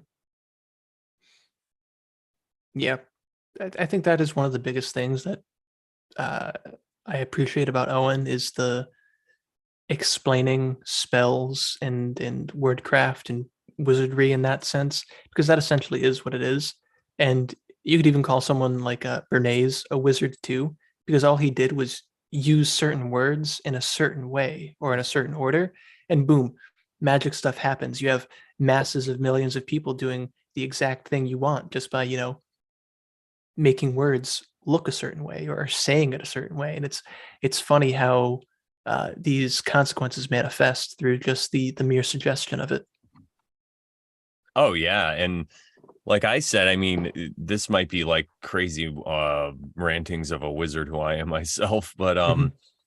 I think that the way this realm is actually manifested, because so when I say spiritual realm, and I've talked about this on my show multiple times, but I love to talk about it because I'm really, in a sense, I'm trying to get up the way that I'm going to explain this in front of people, because I would love to like do talks in front of people and stuff. So, Mhm. but I think if you think of the letter, the number 8, and then if it's sideways, it's like the infinity symbol. So if the Mhm. energy is going around that, when it hits the cross, right? The cross, which is one of the biggest symbols in this realm, right? It could Mhm. like command people. So when it hits the cross, I feel like that's a good symbolism or a way to symbolize the physical realm. So we're energy, and that's why they say like angels and stuff don't have free will, because I think in the energetic state we're just a different kind of, it's a different kind of existence, Mhm. and free will isn't needed. So then when we get here, we are energy still, but we're being tricked into this physical experience. It's kind of like the Matrix a little bit, but I don't think we're inside a machine or anything. It's just that tip of it where we're convinced that we're this physical thing. So we're able to make decisions and have free will and experience all this stuff, like I was saying earlier. And then as we transition out of it upon our death, I think we're gonna go around the other loop. And I also believe like our behavior here affects what's going to happen in that spiritual. So if you think in the words of the law of one, you might be a dark entity or whatever, or even if you're a light entity, or maybe you're somewhere in the middle. So you have this experience, maybe you have to relive it and you're like reprogrammed to come back into the physical and do it again somehow. And I know this all sounds like a game or something, but I think the reason why so many games and movies and all this stuff represent that is because it's just a mimic of people subconsciously knowing what's going on. You know what I mean? And they're just putting it into entertainment. So uh where was I going with this? Yeah, so when we come back in that loop, right, I feel like if you come back into the physical again, it's going to be where your trajectory was sent. So I feel like we're spiraling maybe up or down depending on all this stuff, but it's a great way to look at it in the sense of like victimness narrative, which I'm always kind of Mhm. beating at. And and to go back to what you said about like the memes and the political stuff or anything like that, or Fed posting or whatever, I think that whatever you're kind of called to do, it's kind of like your path, because even if somebody else, it might not be right for them. Like there's a saying in the Bhagavad Gita, Krishna says it's better to fail in your own dharma than succeed in someone else's dharma. And Mhm. basically what that means is it's better to stumble along your own path and then to be on someone else's path and be doing really well. And there might be a reason, maybe you make a friend because of it, or maybe you just have a really good laugh, and then that attitude that you had brings you into a much better day, and then you don't get hit by a bus or something, like. Yeah. So that's why I don't like to judge stuff like that. I just kind of will just distance myself from stuff, but I do like to stay connected into what's going on a little bit in this realm, just because I'm here at this time. You know what I mean? Mhm. It's kind of like I feel like it is my responsibility a little bit to kind of document what's going on, also because I write. So in my last book, I wrote about like 7-Eleven, Mhm. not in a truther way, but just my own experiences. And then through like the Iraq war, and then through 2020 and stuff like that. So I feel like it is important too, because to pass it down, because like we were saying with this, with the Bernays whole, that what that evolved into, Mhm. the other side of that is that all this other information just disappears, all these other books or whatever, like it's crazy. So I think it is important to stay plugged in a little bit, but again, it's not for everybody. Going back to like we were saying about Owen, everybody has their own worldview, and also everybody has something that they're very autistic about. Yeah. So Owen does have high pattern recognition, right? And he's really good with people and doing all this stuff. But there's some of us that might be a little more high pattern recognition, or just it works in a different way. And that's how we get pulled into these, people call them occult ideas. I just like to say it's hermetic stuff, because really at the end of the day, all it is like a training in how to pattern recognize things and kind of look at the true meaning of a word as a symbol and what it could mean. And it's just like every word's a Rubik's cube or whatever, or there's just a long line and you just put them into a thing that That fits. actually just gave me a very fascinating insight Go because ahead. Yeah. that episode where he was reading my letter was the episode he was talking about fractals. And what you're talking about right now sounds like, you know, people on a high pattern recognition can probably recognize different patterns because they're part of a pattern themselves, part of their own fractal. And there's just different algorithms that go along with whatever fractal they're a part of, and they can recognize themselves, or maybe inversely, they can recognize other things, but not the pattern they're in themselves. And so it's more looking outside and seeing the patterns to other things.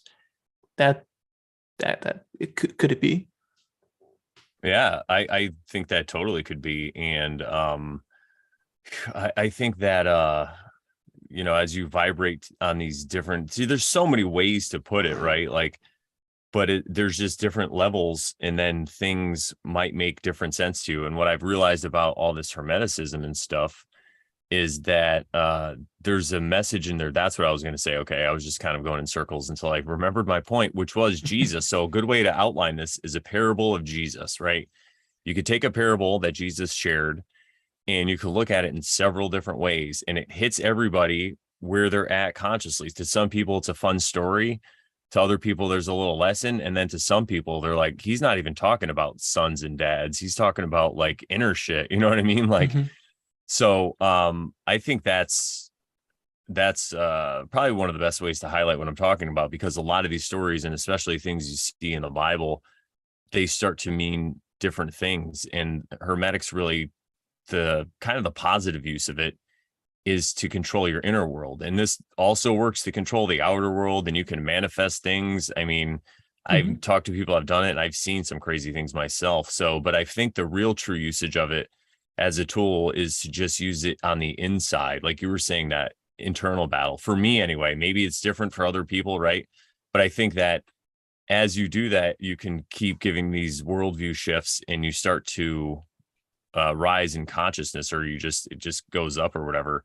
And you get to certain points where maybe you can even see kind of more what this realm is, or you could just kind of see how everybody is all one on one level, but then you adjust the lens and no, this guy's coming at me with a knife. You know what I'm saying? Like, I'm not gonna let him Yeah, stab me. Yeah. So that's where I was going with that, though. It's crazy because I know people, like I said, who've manifested stuff.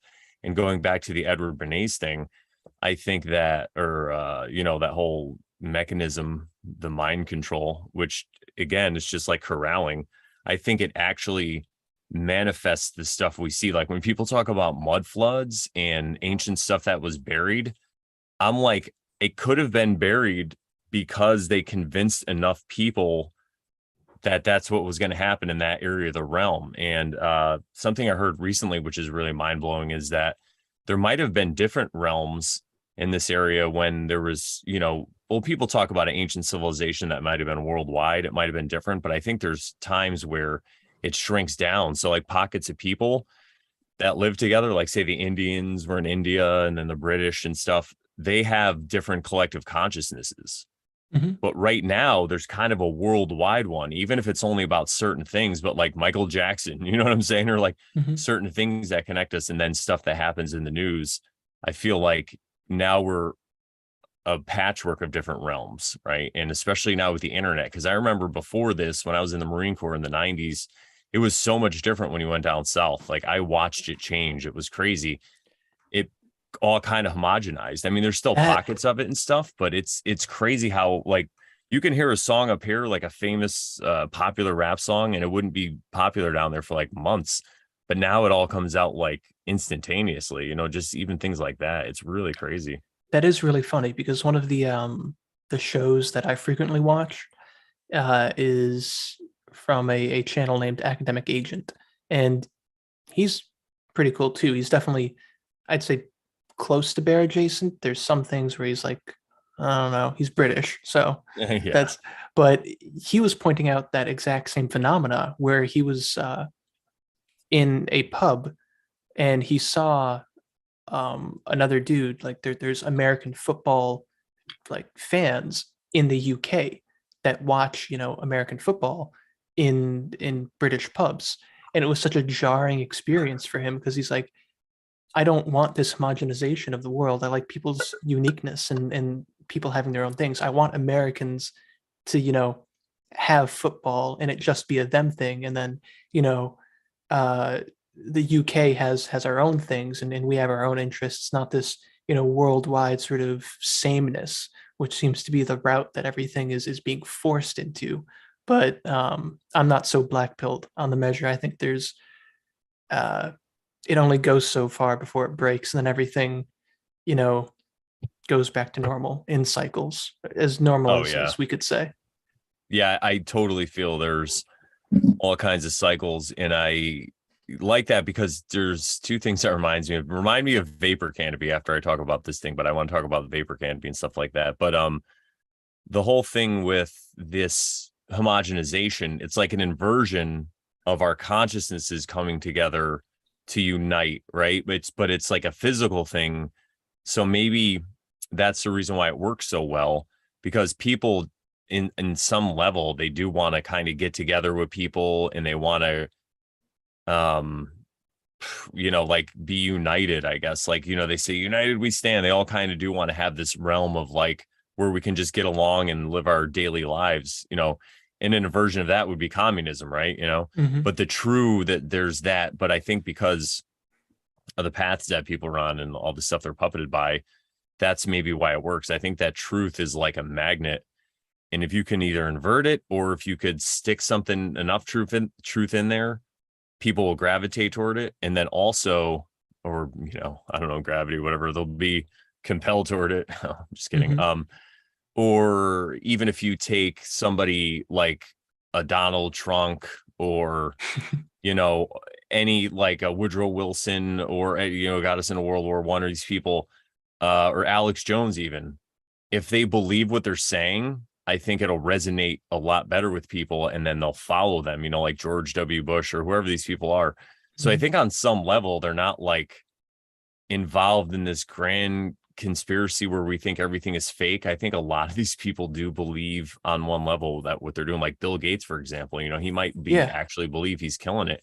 And that's why he resonates so well with a lot of these people. But also what I wanted to talk about was so this guy Jason Bershears from Archaics is like, he's the guy that spent all these years in jail and then read all these books from like the 1800s and just made this whole chronology of like lost information that doesn't exist anywhere, but he has it all referenced, and he has a bibliography, so you can go check it all, whatever. It's really crazy. But there's this time that was referred to as the vapor canopy, and it looks like it was the pre-diluvian world, like before the flood, and all the water was in the mesosphere, and during the day it'd be like a purple light and you couldn't see the sun, and then at night there's just stars. And that's why people back then counted days, they counted time in days instead of years, because there was no sun to look at. And they even speak about in the way back before there was a moon. I mean, it's like really crazy stuff. But anyway, and it wasn't even really that long ago.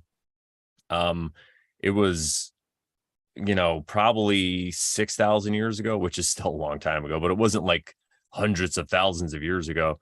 Mm. And what it looked like, because during this vapor canopy time, allegedly things grew larger because the pressure was different. The air was, I guess, more dense, and so even humans and animals and like trees and stuff grew to larger proportions. So I think that was like the golden age. That was the time where it was like, right now we're in the dark age, right? The Kali Yuga, all this stuff. If you look at like deserts, for example, there's deserts everywhere, but allegedly, like during the vapor canopy, those areas become the most lush and dense with life and You know stuff. what? That actually sounds very similar to something to me. It sounds a lot like what scientism tries to sell as um, the fossil record and the theory of evolution. And that's one thing where, I was sold on for such a long time, but then I started questioning it more and more. And I go, oh, this seems a little BS. This seems a little sus.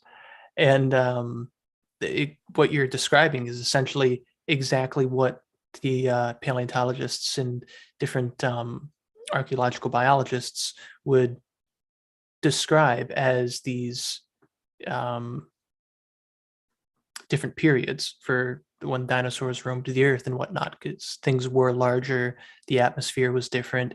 They just try to stretch the timeline by a factor of 10,000 and say, oh, yeah, no, it was just so much further in the past. And, creatures naturally changed and morphed into these new creatures. And then we eventually came about from, like mice or shrew that existed alongside the dinosaurs, but we just barely squeaked by, pun intended.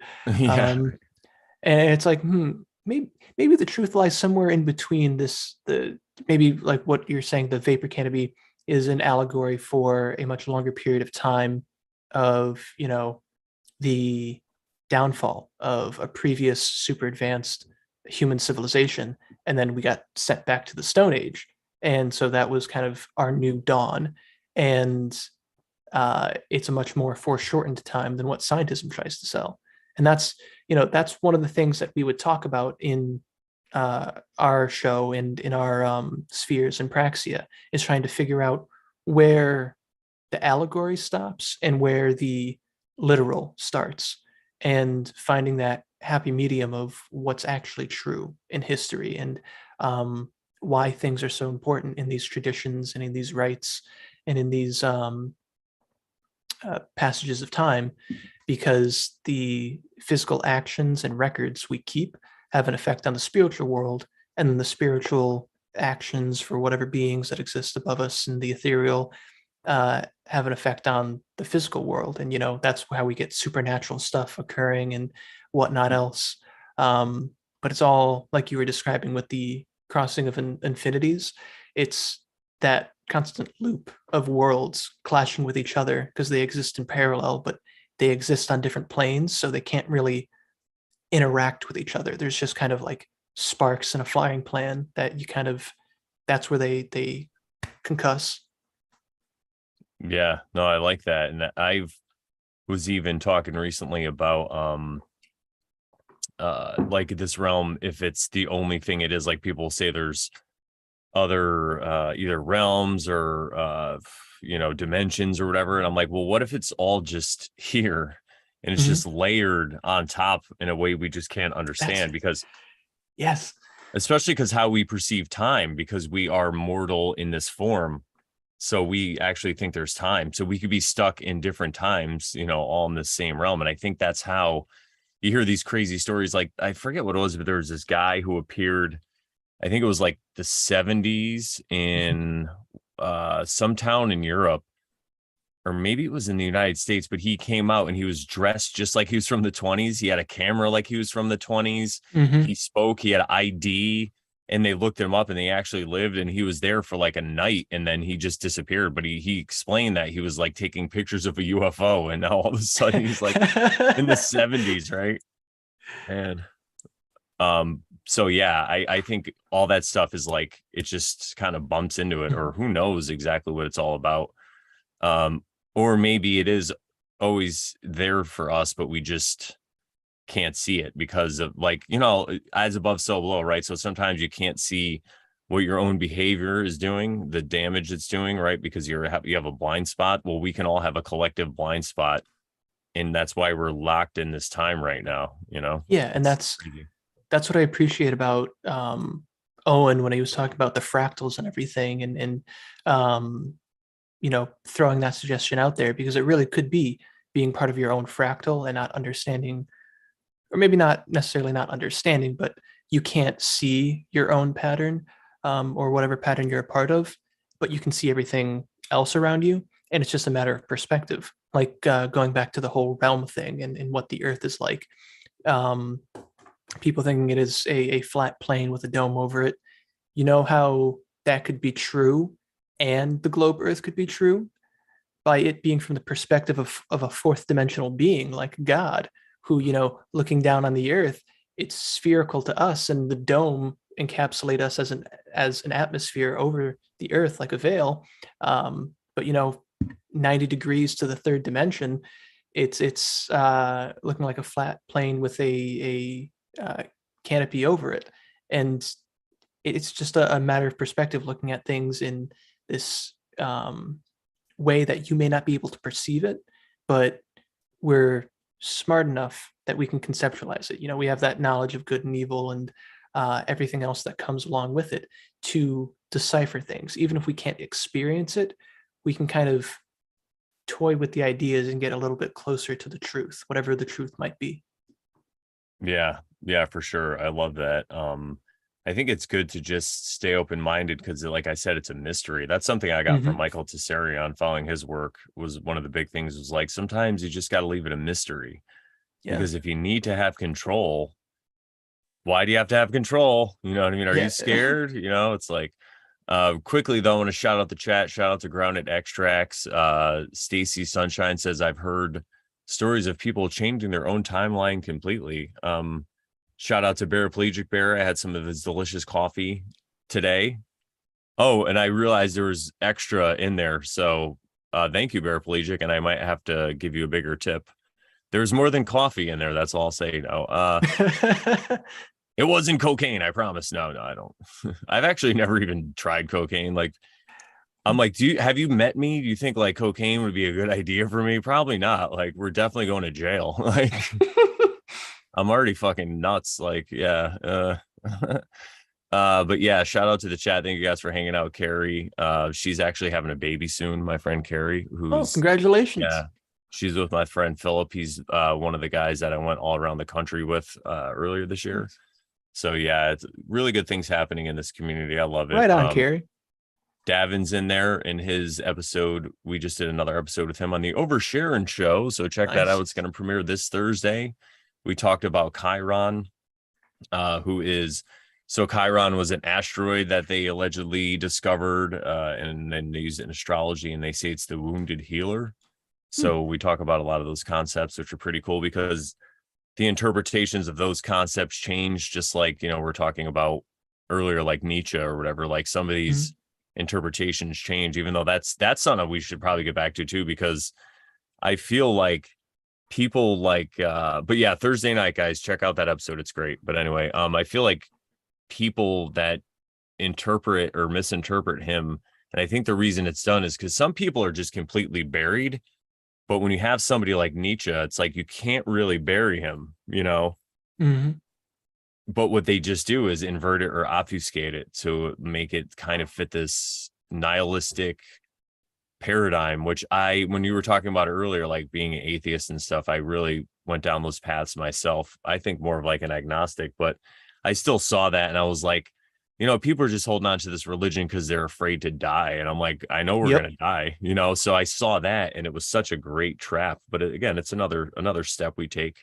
And I think it does help. It helps with our worldview, especially when we're talking with other people who hold that worldview, because we can understand why they do, like, yeah, I get it. Like people who are suicidal, I'm like, yeah, I get it. I'm like, it's still a coward's way out. I think I'm not going to Mm-hmm. condone it, but it's like, yeah, this place, when you look at it a certain way, it could really suck and seem hopeless, but I found it's not. So don't quite kill yourself yet, everybody. No, the world is full of wonder and amazement. You just have to know where to look. Yeah, totally. But yeah, so Nietzsche, he's, or however you say it, I quoted him last night actually in our in the show that I did with Bobby Timburo. Check that one out. That was a really interesting conversation, everybody. And he's somebody who's like more bear adjacent, I would say. He actually works for he's a comedian and he works for Anthony Cumia's network. Huh. Yeah. And I know him through another comedian friend of mine. So I wasn't sure how the conversation was going to be, but it turns out he was going to, originally he wanted to be a priest when he was younger. And, then he questioned all these things and now he's into all. So it ended up being this great conversation. I thought we might talk about comedy, or I wasn't quite sure, but yeah, that's pretty cool. So why was I talking about that? Oh, Nietzsche. Yeah. So I think that I lose it, but I can get it back normally. I think rates like that, and they just have to kind of be inverted, and it works perfectly because society is kind of in a way an inversion of nature. You're kind of going opposite, but even like a city kind of looks like the forest, but it's all concrete and stuff. So yeah, I think it just goes along with the inversion. Some people are so good that you can do them both ways, I guess, you know. Hmm. Grounded Extract says Brandon said, "Don't everyone kill yourself just yet." Yeah, exactly. At least wait till the end of the show. I need more numbers. No, I'm just kidding. No, we don't really care about that around here. We just care about the quality of people. But I'm just excited. I got my first troll in here. You know, that's Or a you mean bot? milestone.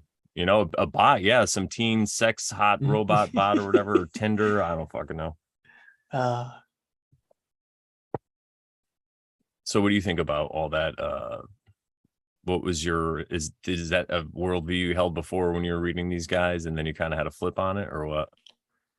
you know, when I was younger in that mindset, I didn't actually read, Nietzsche and things themselves. I was far more into contemporary people like Richard Dawkins and, Neil Oh yeah, deGrasse Tyson, chicken nuggets and all that. Um, but it was uh, it was more so a mode of arrogance and rebellion because of all the different pressures and people around me, adults and things, and how I had that questioning attitude, and it seemed like so many people were wrong about so many things. Even if I didn't necessarily have the answers, I knew they didn't either. And so I thought, oh, these wise men who use this tool of science, it's a noble tool, which it is. But I thought it was this incorruptible thing, this objective thing that you could use to actually measure reality in some sort of discernible way. And then it took me some years and some wisdom to figure out that, well, no, that can just as easily be corrupted and turned into a religion and, used for nefarious purposes. And these guys aren't as smart or wise as I once thought. And it just fell back into well, I really shoved myself in this one direction and it kind of fell out from under me. So now I have to reevaluate everything from the start. And again, growing up with the internet and growing up around this um, hyper rampant degeneracy and everything else going on, I was looking at so many of the things that new atheists would make fun of religious people for saying. And then, fast forward 10, 15 years, those things would come true. And I go, maybe these religious nuts have something to them. Maybe there's some truth behind this. And so then I start reading things, start actually reading the Bible myself instead of um, taking it through biased sources or mediums and just hearing what I want to hear and really trying to think for myself. And I go, oh, there's truth here that transcends just the words on the page. It's just the words on the page are like Tolkien taking those aspects of reality and putting them in a more digestible means instead of, you just being on your own to figure it out yourself. yeah, exactly. It's kind of like there is an owner's manual. You know, everyone's like the human body Mhm. doesn't come with an owner's manual. It's like, yeah, kind of. They kind of write it in a lot of the religions. Everybody, it's like there's always Yeah. one guy, and he's always saying that true thing. People just get stuck worshiping that one, whoever it is, deity or person, or Yeah. yeah, it's crazy. And it But is funny. Oh, uh, sorry. no, I was just gonna say, but it's just um it's just because of the way they look at the world, I think, from a victim point of view, kind of thing. And again, like you said, we all have that Mhm. strings of it and stuff. It's not like I'm perfect, but I'm just my observations, everybody. Mhm. Yeah. What I was going to say was that it's even funny too with all these major world religions and things like that, ancient or new, they all still kind of point in the same direction. It's just that it's the uniqueness of the people from which these religions originate from, or maybe from the people originate from this religion. Who's to say? Um, it's just their way of interpreting the world. It's their perspective. Their the part of the fractal that they're in, but it's still pointing in the direction of truth and reality as is outside of anyone else's bias. And all of them kind of do that once you start comparing them and studying them. And we've had episodes on our podcast in the Praxis Table Talks where we've taken a look at some of that and we go, yeah, these patterns keep coming up over and over again. These ancient peoples, these ancient myths, these ancient traditions keep saying the same things, just worded a slightly different way, or are from a slightly different people from a different part of the world, but they all keep pointing towards those same truths because there's something inherently true about them, inherently true within ourselves as people and the world beyond people's perceptions of it. Yeah, yeah, I like that. And it's like there's a reason why this material lasts throughout time and Mhm. people chisel in stone and stuff, it's like Mhm. there's got to be some kind of love for it because it's true, or it's at least partly true. But yeah, that's another thing I like about the bear community, because any interactions I've had or any meetups that I've went to, or even people online, they're not really worried about that kind of stuff. Like we don't talk about religion or whatever unless it's like a fun Mhm. thing we're talking about. It's mostly, crushing. We all kind of agree that we're on that same level. Like I said before, with the whole, you could just call it the golden rule, right? We're all going with the golden rule. And so because of that, there's no division, which I love. It's like, Yeah. it's amazing. Yeah. I mean, we have all kinds of people in here now and they probably don't agree on everything. I mean, they all think I'm Oh awesome. no. That's probably the only thing they agree. And you too as well. Yeah. They think we're awesome, but yeah, it's crazy because especially in the truth community, there's Mhm. so many lines of division, about like, oh, is he a flat earther, or Mhm. he's a Satanist shill, or all this stuff. It's crazy. Yeah. But I'm Yeah, I glad that think you guys are looking into that. But yeah, go ahead. there's that is the wonderful thing about the Bears, and what we're trying to do with Praxia as well is just have a mentality of everyone crushing and supporting everyone as they crush on, making sure you can celebrate the successes of someone else without having to detract from yourself or detract from others. It's just keeping people, it's accelerating the success in a way, just a positive reinforcement that keeps on giving round and round in our community. Yeah. And then because of that, I feel like we're spiraling upwards in That's this crazy realm, that's and if exactly what we say with Praxi is our nice. orientation upwards. Oh, that's a pretty cool synchronicity. Hmm. And that's what I was gonna say. The synchronicities just kind of happened. And I think it's because the way the realm works, they could always be there. People just don't Hmm. notice them, but Oh yeah. I had some crazy ones happen to me. Like when I was in the Marines in Italy, I ran into somebody who was there in a band as a civilian, and he used to be in a band with my uncle in fucking Italy. So Oh yeah, it's wow, crazy. that's Yeah. crazy. Yeah. And we didn't realize it at first. It was my 21st birthday, and it was July 2nd. So right near 4th of July, they had a band. We were on an Air Force base in Italy because I worked on aircraft, but I was in the Marines. So they had us at this Air Force base for a few months, and the band was in our area of the base, I guess, partying in like the officers' tent. And I'm enlisted, so I wasn't supposed to be in there, but it was my birthday, and everyone's like, yeah, come on in, let's get fucked up, whatever. So I was in there, and they're like, oh, the band is from Connecticut. Aren't you from Connecticut? And I was like, yeah. So I went over and talked to him, and he's like, I go, I'm from Milford. He's like, oh, I'm from Stratford, which doesn't mean a lot to people if not from Connecticut, but it's a town Hmm. right next door. And then I was like, oh, my uncle used to be in a band. His name was Brian Kane. That's my uncle's name. And the guy like turned white. He's like, you're Brian Kane's nephew. He's like, I remember you when you were like, this small. And like, Wow, that's yeah, crazy. yeah, it was nuts. And there was not even, I couldn't even tweet about it. It's so depressing. I Hmm. couldn't put a Facebook status. All I could do is call my mom from a payphone and be like, holy shit. Do you know how many likes that would have gotten if there was social media back in the day? I would have nailed it. I probably would have been famous with all the crazy shit that happened to me. But yeah, um, it's really nuts. But even things like the hikes and stuff we've been on, it's just amazing to get out into nature. And like Crow says, right, there is no lie in nature. And I feel like I've Yep. always loved hiking. And I think that's what it was, even when I wasn't as awake spiritually or whatever.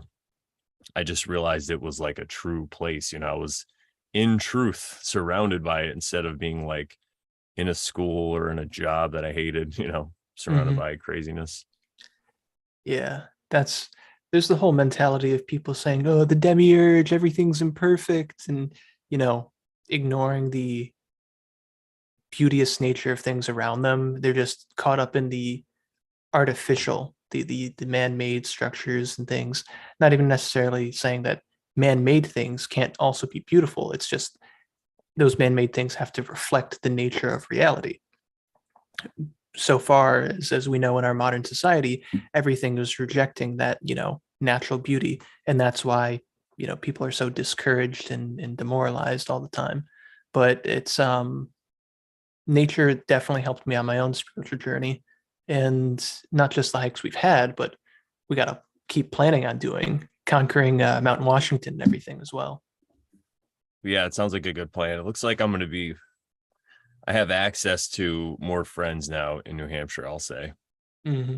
Uh, so I'm very excited about it, not only through the Bears, but through another friend of mine. So I'm looking forward to it. Plus, my uncle lives up in New Hampshire. So Nice. yeah, I think I'm going to do that this year. There's something else I was going to say. Let's see. We were talking about nature and humans. I think there's something I was going to hit on. It'll come back to me. Hmm. So what's it been like up in New Hampshire, by the way? It's beautiful. It's honestly wonderful. I love it. Do you get I to go got out into nature often? Oh, I'm surrounded by it constantly. My drives to work, where I'm currently living, just taking a moment to take everything in. There's plenty of woods and forests and stuff around Connecticut, but you really can't appreciate just how wonderful the natural world is until you're like 10 miles away from any person at all, just in the mountains and in the rolling hills and by the lakes and rivers and creeks and stuff, and just see the peace of nature in seclusion and going, yeah, no, this feels right. And I think that's one of the biggest things that made me move up here, but also one of the biggest things that's going to make me stay, at least for a little while. Um, because despite everything else that is going on or that may go wrong and, bumps in the road in my own personal life, keeping calm, addressing those issues and having faith is going to guide me through them. And then I can still keep that focus on the good, the true, and the beautiful, especially in the natural world around me. Yeah, for sure. I love that. And it reminds me of something. I was in the woods recently with a friend, and I'm like, man, more people should, we were talking about like, why don't more people do this? And then I was like, oh, it's a good thing they don't, Yeah. because maybe it's good in the dark times, because we're the ones who can appreciate this and it's not crowded. And that actually, I remember what I was going to say now. We were talking about the demiurge, because a lot of people who get into a certain brand of Gnosticism, I guess you could say, and then Hmm. also a certain brand of like uh what is it, not simulation theory, there we go. Hmm. They think that we're trapped and we're like batteries, like in the Matrix, right? And we're just living these slave existences, and that just sounds like a lot of victim consciousness to me.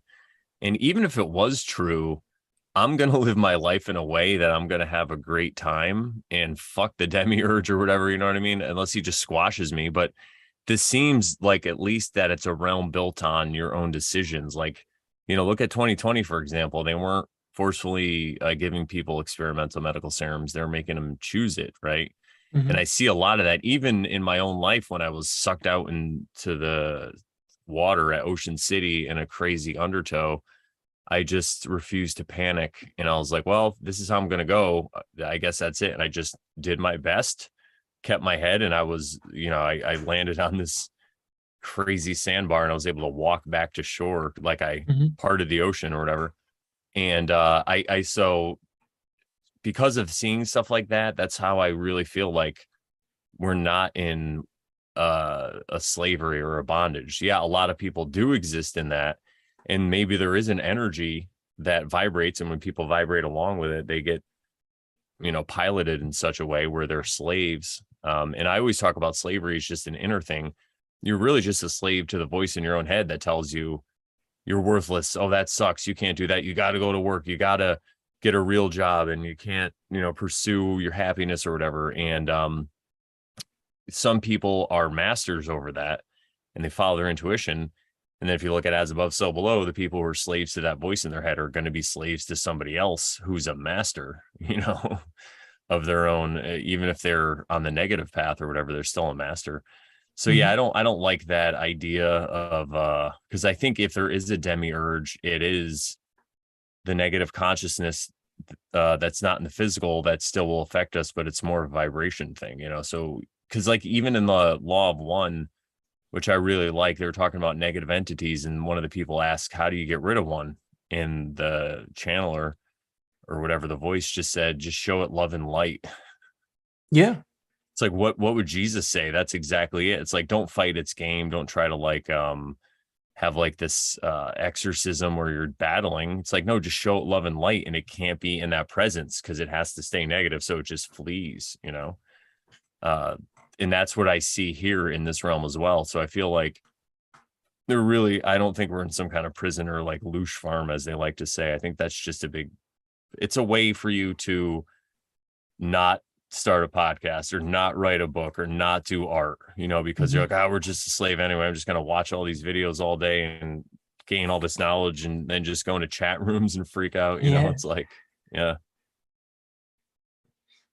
And that's kind of what I was trying to say before too, with, everything kind of contributing to this spiritual battle overall, where it may not be a battle where you have to fight things physically or spiritually or some things.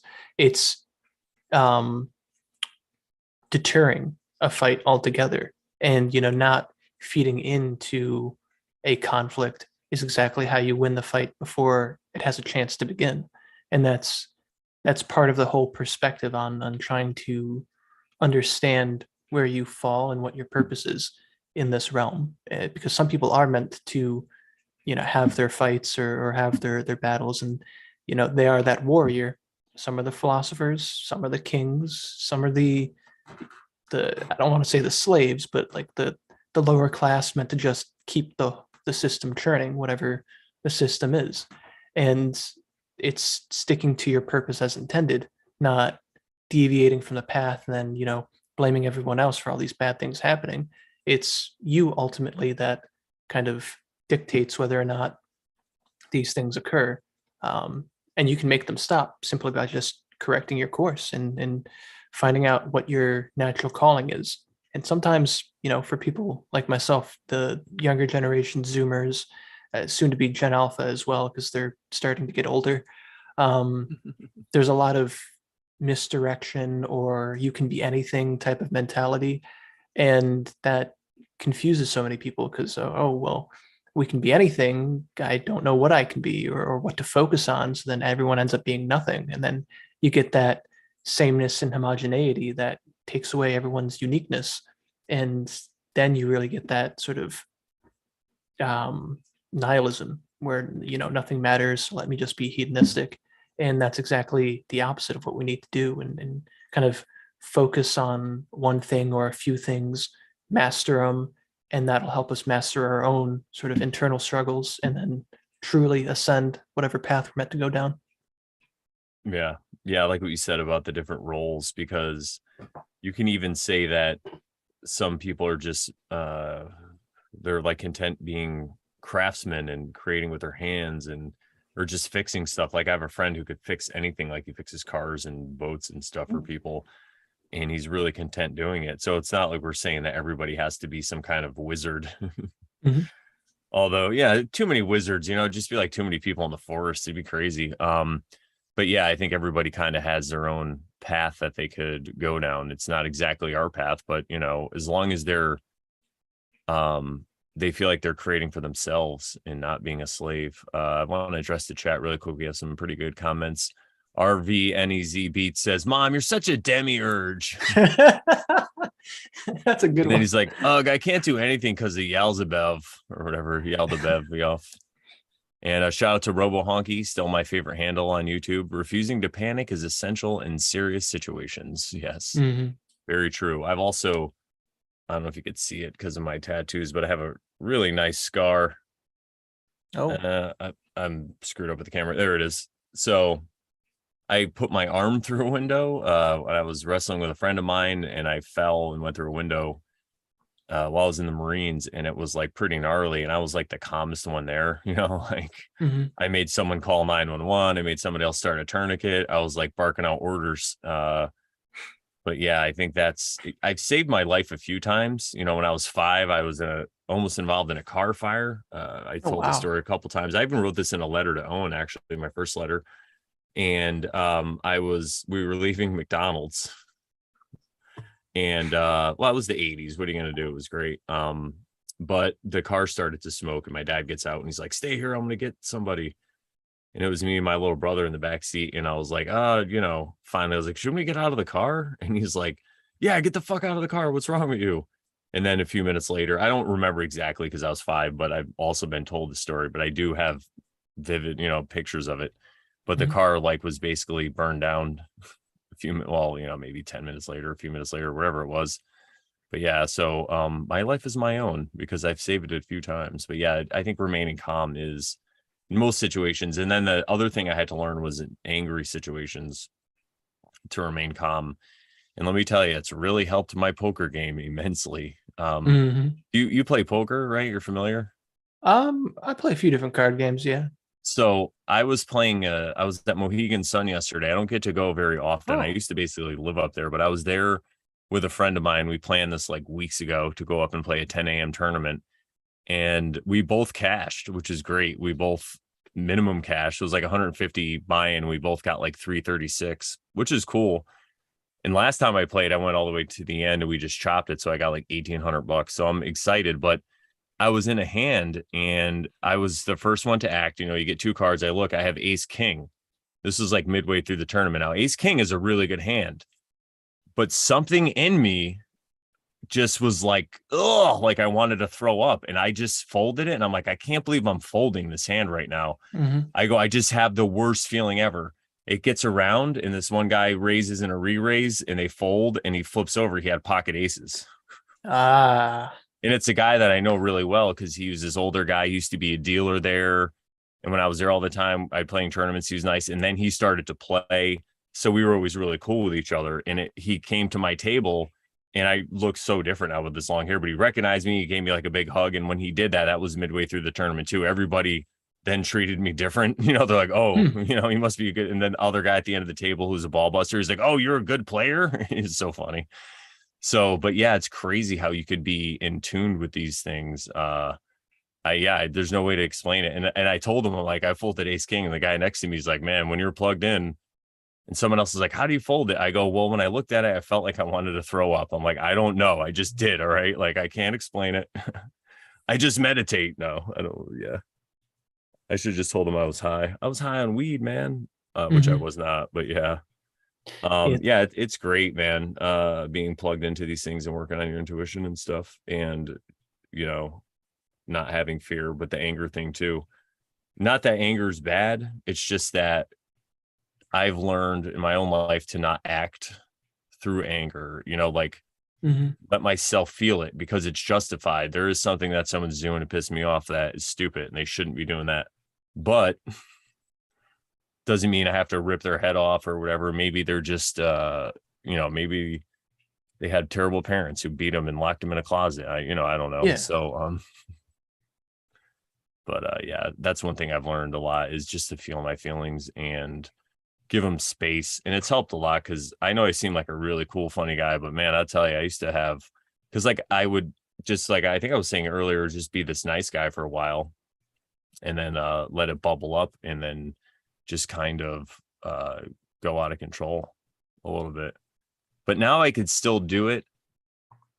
But I can use it to my advantage. Like I'll set boundaries with people. Like I was working with this guy at a car dealership in 2021 and I just set certain boundaries, because I don't want to get too shady or whatever. I just want to do what I have to do.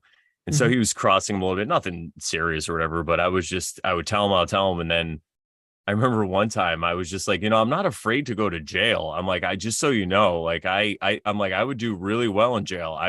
When I was in the Marine Corps, people loved me. I was on a carrier. I ran it. I'm like, I bet if I went to jail, I'd probably be running it and not even want to.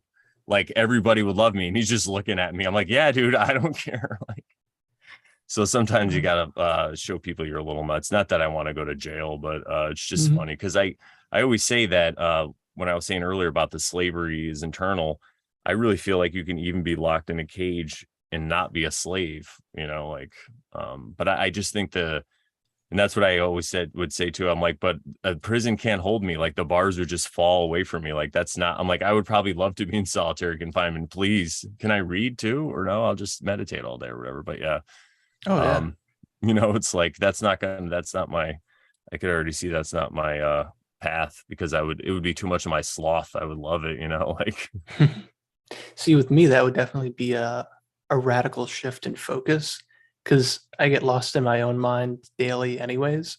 And if I didn't have all the other distractions around me to, the daily upkeep of life, plus, any other thing that might oh, shiny red thing, um, I would definitely have the opportunity to do things that I keep putting off just because I wouldn't have anything else to do. So mm-hmm. And it's always a silver lining. yeah, exactly. It kind of actually brings me back to we could wrap this up soon too, because I don't want to keep you too late. But it Mhm. brings me back to that guy Jason Bershears from Archaics and all that research that he did because he had nothing else to do.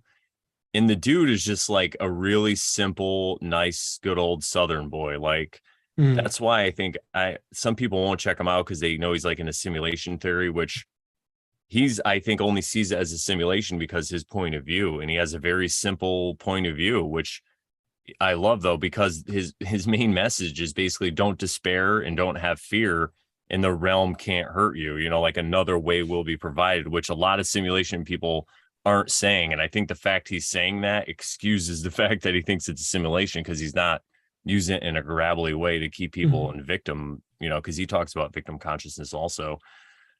Yeah, so I think that's kind of an example of that happening where somebody just went in as a kid because of stupid mistakes and then became more of a man and then just like started to research his whole life away. And now he Mhm. has a YouTube channel that's been blowing up. It's crazy, and the people in there are really nice too.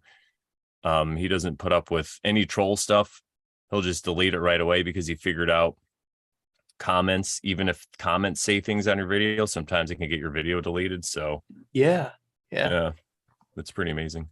But is there anything else you wanted to get in before we wrapped up, or conclusions you had, or anything? Any praises you want to sing for? No, I'm just Well, you are definitely one of the more fantastic bears I've met so far. So oh, thank there you. you go. Yeah, But everybody loves me. I told you I'd be running shit, a right? I'm right, wouldn't I?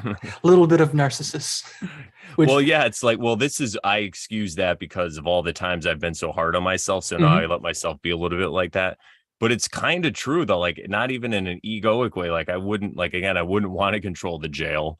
But I Yeah. think like even the guy who was running it, like the top mafia guy in there, I would be like his buddy. You know what I'm saying? No, Like, yeah, I'm just saying that as like an homage to what you and Sharon have said multiple times on your shows. Which, oh funny yeah. enough, I was gonna use the painting of Narcissus, the really famous one where he's leaning over into his reflection, and have that as the backdrop, but it didn't really work on how the Zoom cropped the image. So I was just like, wander over the sea of fog.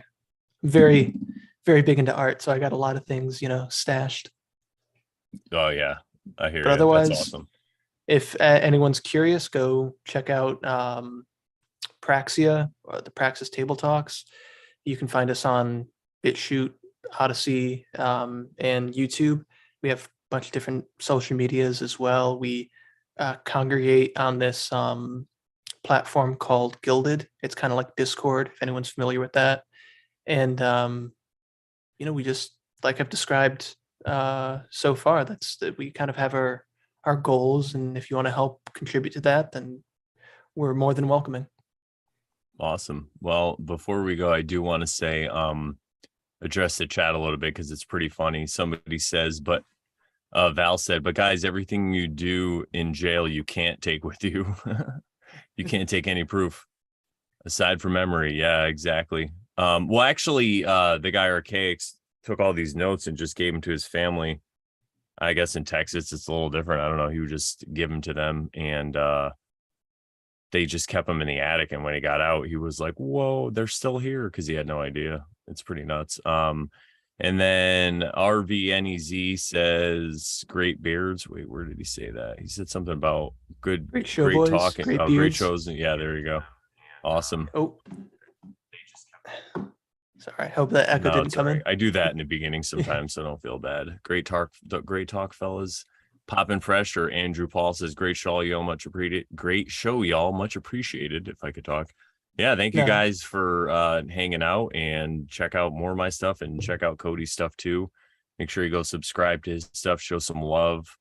And yeah, make sure you check out the Oversharing show this Thursday. It's going to be great, and I have some good shows lined up here on the Brandon Bonanza. I'm not sure if I'm going to do one on Halloween. I might have some stuff to do. So maybe I'll either record something or I'll just take a night off, which is this Monday, All Hallows Eve.